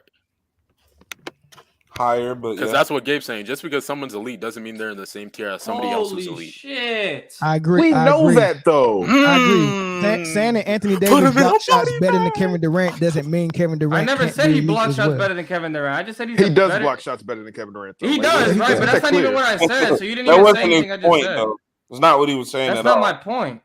Oh. It's Khalil disingenuous for a Khalil- player of Kevin Durant's Khalil- caliber Khalil was trying that to do doesn't put the basketball. same. That doesn't even put the same effort on defense as half of these players do. That's a lie. flat out lie. Oh A my generation No, it's lie. not. Oh That's a my lie. gosh. That's an all-time lie. Yeah, that's a lie. Yeah, I put with y'all boys tomorrow, man. I holler at y'all, man. I'm gone. Yeah, tap out. Yeah, Because I heard enough. plenty of times. No one ever throughout his whole entire career. Okay, so I haven't seen anything, but you probably think KD is the best player in the league, don't you? Yep. Yes. He is. Yeah, he is. Sounds He's about right. Now I see what Lowe is talking about now. Like I thought he was tripping, but I never seen anyone really like. So talk- Junebug, Wait. What's Can you explain to me real quick? Because I haven't been paying attention. Why you think just like Best a 30-second two-way player in the league. synopsis? Best what? He thinks Kevin Durant is the best player in the NBA. Jordan, you want me to give you his list? Yes. Let me hear the He has list. AD 1, Steph Curry 2. He has Joel Embiid 3.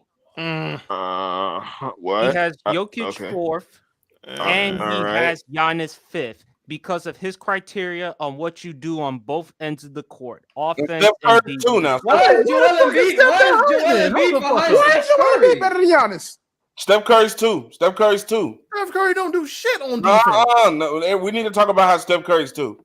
No, we don't. That literally completely flaws your entire top five. Like that's Steph literally Curry literally don't do a shit thing on defense. like no. Yeah, and he we're not does. even Let's gonna not be say- let's not be nasty. Let's not be nasty. He's all right on defense. Compared to everybody else. Compared to everybody else. Y'all let people fool y'all. Y'all let the media fool y'all. And I say literally just gave Steph Curry his watched credit. the game.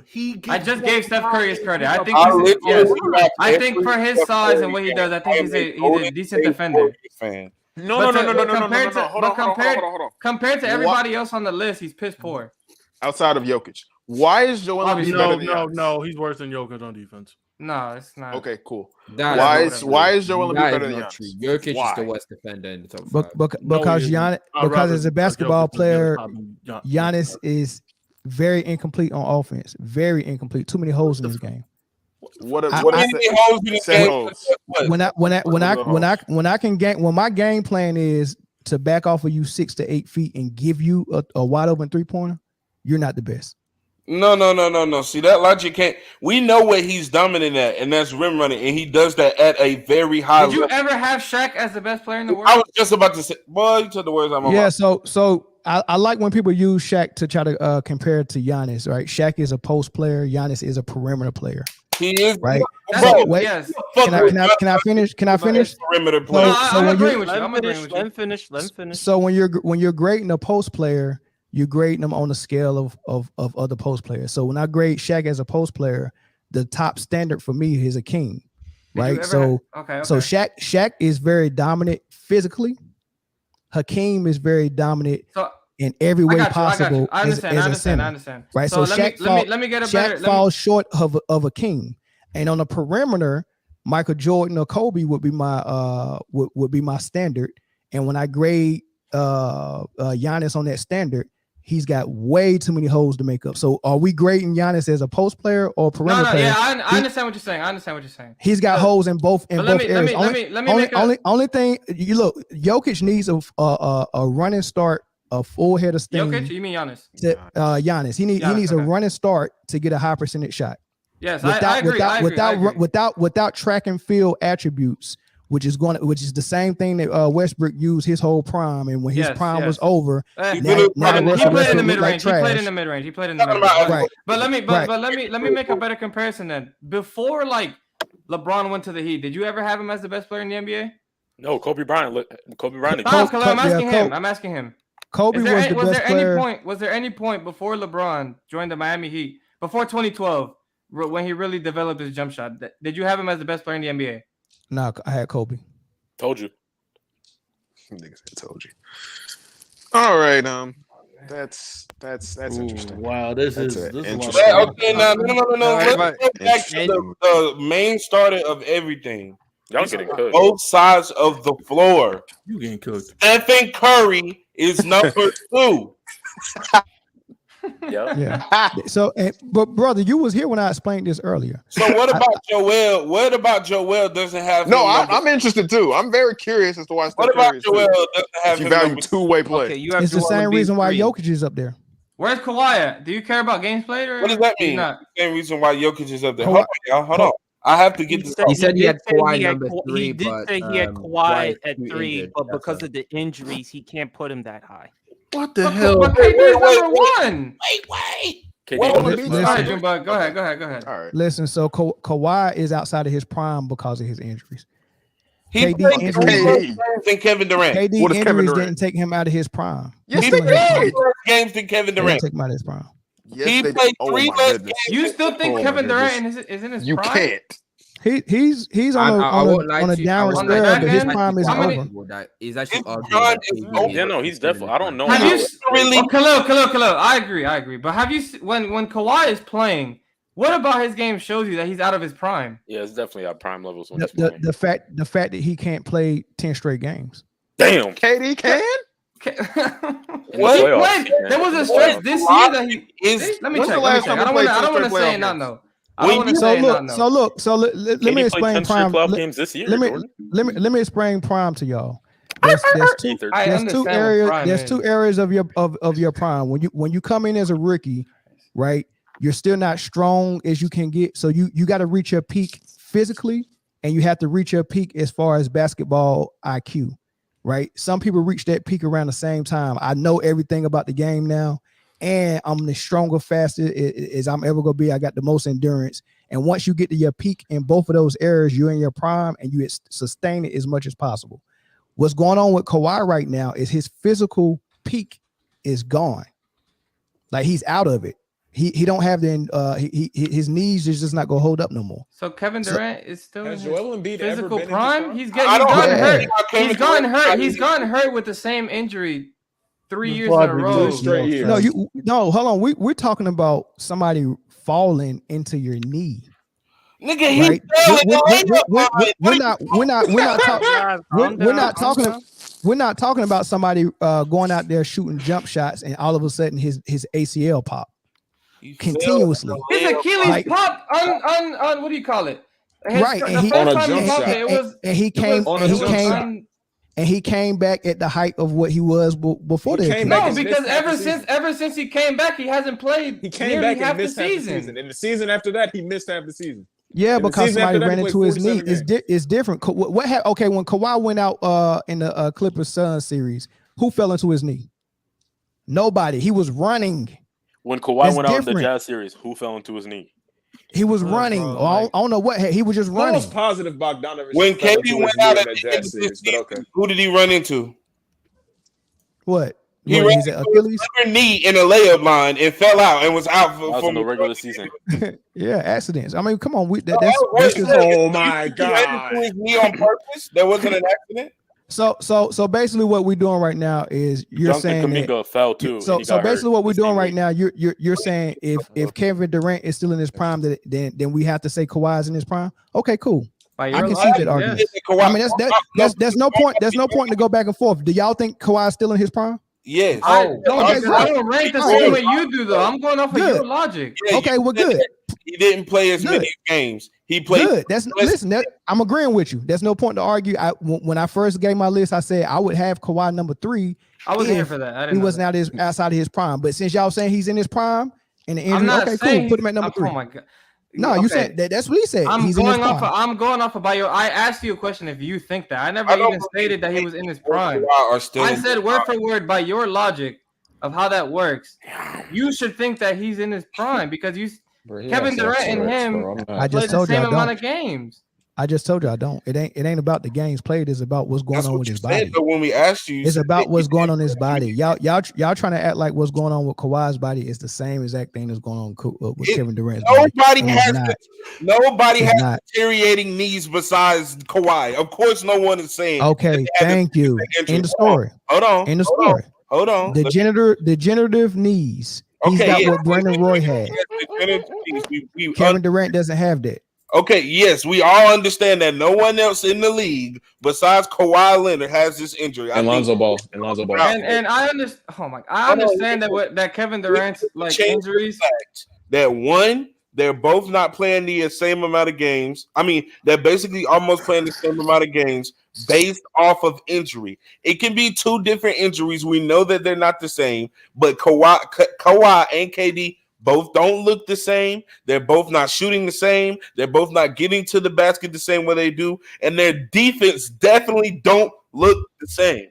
So we're not going to say at all that there's no way that Kevin Durant looks like an elite shot blocker whatsoever. Like and Junebug, I'm sure as well that we all understand. Once you get injured and once you have so many surgeries, your body's just not going to be the same as it was. Exactly. That you were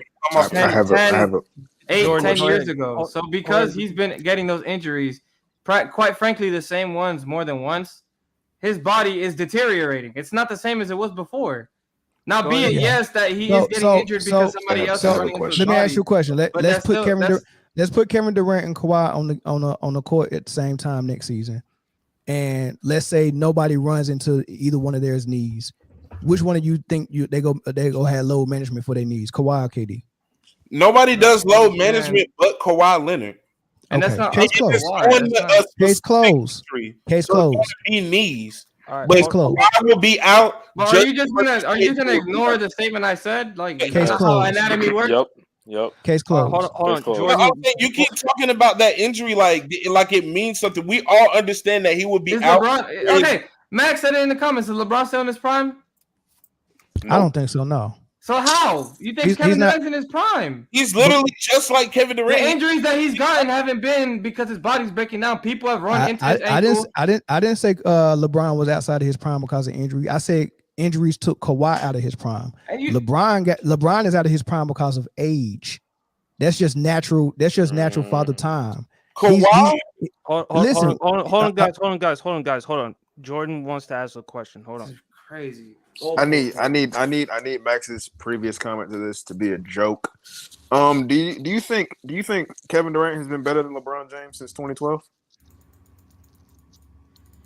You asking me? Yes. Yeah. Since his MVP season? 2014 then. Yeah. No. Sure. Yep. Yeah. Yep. Sure. I'll see y'all in the Discord. Y'all can't handle the heat. Bro, stop, man. I got freezer Alright, burn. guys, I got like 10 more minutes left. Yo, man. I don't So you think that since 2014, Kevin Durant's been better than LeBron James? He's a better basketball player than LeBron James. Yeah. He's the best super in how the is world. that? Based on your criteria, which is both ends of the floor, shooting and defense, and Not you said shooting, just offense. scoring and defense. Scoring is the primary stat for me. Right. So and being a complete scorer with the least amount of holes in your game is what I value the most. Right. So when you look at all the ways you can score it, you got 3 levels. Well, you can say 4 levels: the 3-point line, the free throw line, the mid range, and in the paint with the layup or the dunk. All right. So at every level, you can post up at every level: high post, low post, mid post. Right. At every level, you can play without the ball, coming off of screens, coming off of curls, coming off of pin downs, being a pick and pop threat, standing in the corner, stretching the floor. All the ways you can use an offensive player, Kevin Durant has mastered every one of those ways. LeBron James has mastered dribble drive to the hole. He's mastered passing everywhere on the floor. He's mastered passing. Right, his IQ is master level, but the holes come in when he gets in the post, when he plays off the ball, his catch and shoot, his dribble pull up, all that. So his free throws, his mid range, it's all holes in his game. So if I had to say which player has spent the most time in the gym mastering their offense, I'm going to say Kevin Durant mastered offense and LeBron mastered a couple of things. You really think LeBron's post game is a hole in his game? I think is below average. Yeah. Below average? That's a lie because he shoots over 40% in the post since 2012. And there you go, equating percentage to post game. You said eye test and the the eye test. So I see him playing the game, and the stats back it up. But wait! Y'all praising 40% from 2? From the post. Y'all praising that over 40%. How many players do that, Khalil? You're hilarious, bro. Really more than the average. 40% from the field. Whoa! Since you're laughing right now, Kevin Durant only. Okay, Khalil. It's him shooting over percent from the post, meaning that it's a hole in his game. All right, I have a question. I don't think it's a hole in his game. So hold on. Exactly. So whoever said that, so I don't know why you're laughing. So you think LeBron James? You think LeBron James is great in the post? Yes. I think he's good enough to where it's not a hole. You think he mastered it? You don't have to master something for it to You not don't be a gotta- hole. Wait, what? You think he mastered? You You don't have to. think it? I You don't don't think he I got don't- robotic I don't- footwork? I don't think what. You don't think he has robotic footwork? You don't think his shot mechanics is elementary? He doesn't. Okay. Before you keep asking questions, I don't think you have to master something for it to not be a hole in your game. Some people could just be. Some people could comparing it just to the be best good in the enough. world, yeah. Okay, no. Okay, like, I can see the stop. argument. So LeBron's a good LeBron's a good post player. All right, got it. Yes, I think he's good enough for. It So not what to be a hole. what about the mid range? Yeah, I think he's good enough. I think he's good enough. What about what about off the ball catching Wait, shoots you off think? of Wait, pin down? no. Stop. You think LeBron's mid range is not a hole? Hell Not no. really. What Not are you really. talking He shoots about? like 38% Hold on. I've never in my life defended LeBron James. But what you're telling me right now is that LeBron is in the mid range. He's finna get ready to shoot. You're not defending that. You're not closing out on that. This is not something that you have to worry about because You it's do not LeBron. have to worry about No. LeBron. Answer my question. What LeBron are we talking about? I just answered that Sorry to question. cut you guys off. the- I the- really need to say this. It's 6:28 a.m. here, and I think I need to go sleep. But I go. Hey, go So, go subscribe, Thanks for X. coming on the podcast, Huh? man. I appreciate it, man. Yeah, take care, man. Yeah, man. The fact that LeBron always tries to get all the way to the rim for game winners let you know he don't trust his mid range. No. That means he Like trusts you the said- best facet of his game. earlier, you said earlier that teams Wait. play- Hold on, real quick. Hold on. You said earlier that teams play in a system. Is that not how all of LeBron James teams work? He goes out there and he's the main facilitator, or he runs downhill and shoots whatever shot he has. When have you ever seen LeBron James depend on his jump shot other than maybe Miami? That's because there's a hole in his game. That's why he set No. That's the way. That's why they set the teams up for him to You do. told me about the way that teams are set up and they have systems. Is this a yes or no question? Was that not the system? Or what, Jordan? Hold on. Or what, Jordan? Hold on, Jordan. Is that not the system that they had? That's what I want to know. Is that not the system? It could be, or instead of it being a flaw in his game, it could be, nobody in NBA history is better than LeBron James at driving to the hole. No, it's a flaw in this game. No. No, it's a flaw in this game. Come on, let's not dance around it. Look, we grown, man. Let's be honest, man. It's a flaw in this game. No, man.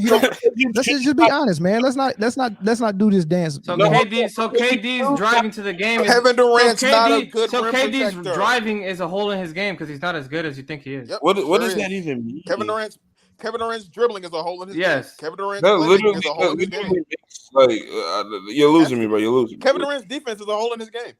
No, it's not. Okay. If he's not a master of defense, so it has to be a hole All in right, his game. fellas.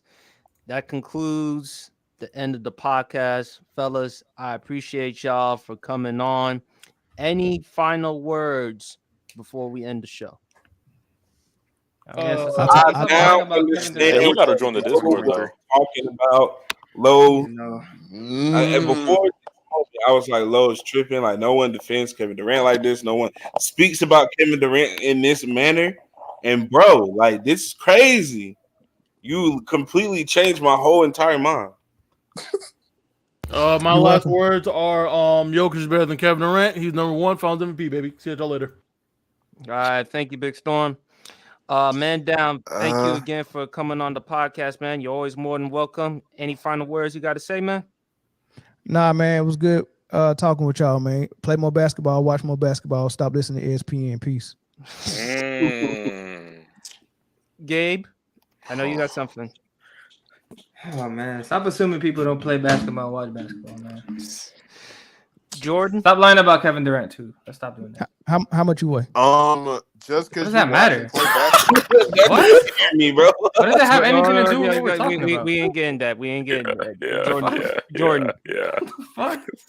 Khalil is so weird, bro. Just because you watch and play basketball doesn't mean you know what you're talking about. I think you do. Shout out KD. He's gonna get a lot of unnecessary hate. Yeah, but when you don't play, it's 100% you don't know what you're talking about. Oh, definitely. Because Skip Bayless doesn't know what he's talking about ever, or Stephen A. At Smith. all. No, he doesn't. No, Oh, he yeah. literally Please, doesn't. please He argue that literally he doesn't. does. Okay. Oh, but Please Kendrick argue that. Perkins does though. Kendrick Kendrick Perkins. That's thank you, Ryan Drew Buck. That was literally my Hollins. point. Ryan Kendrick Hollins. Perkins knows what he's talking about. Paul Pierce knows what he's talking Yes. about. Gilbert Arena knows what he's talking about. All They I do. said is if you don't play, it's 100% you don't know what you're talking about.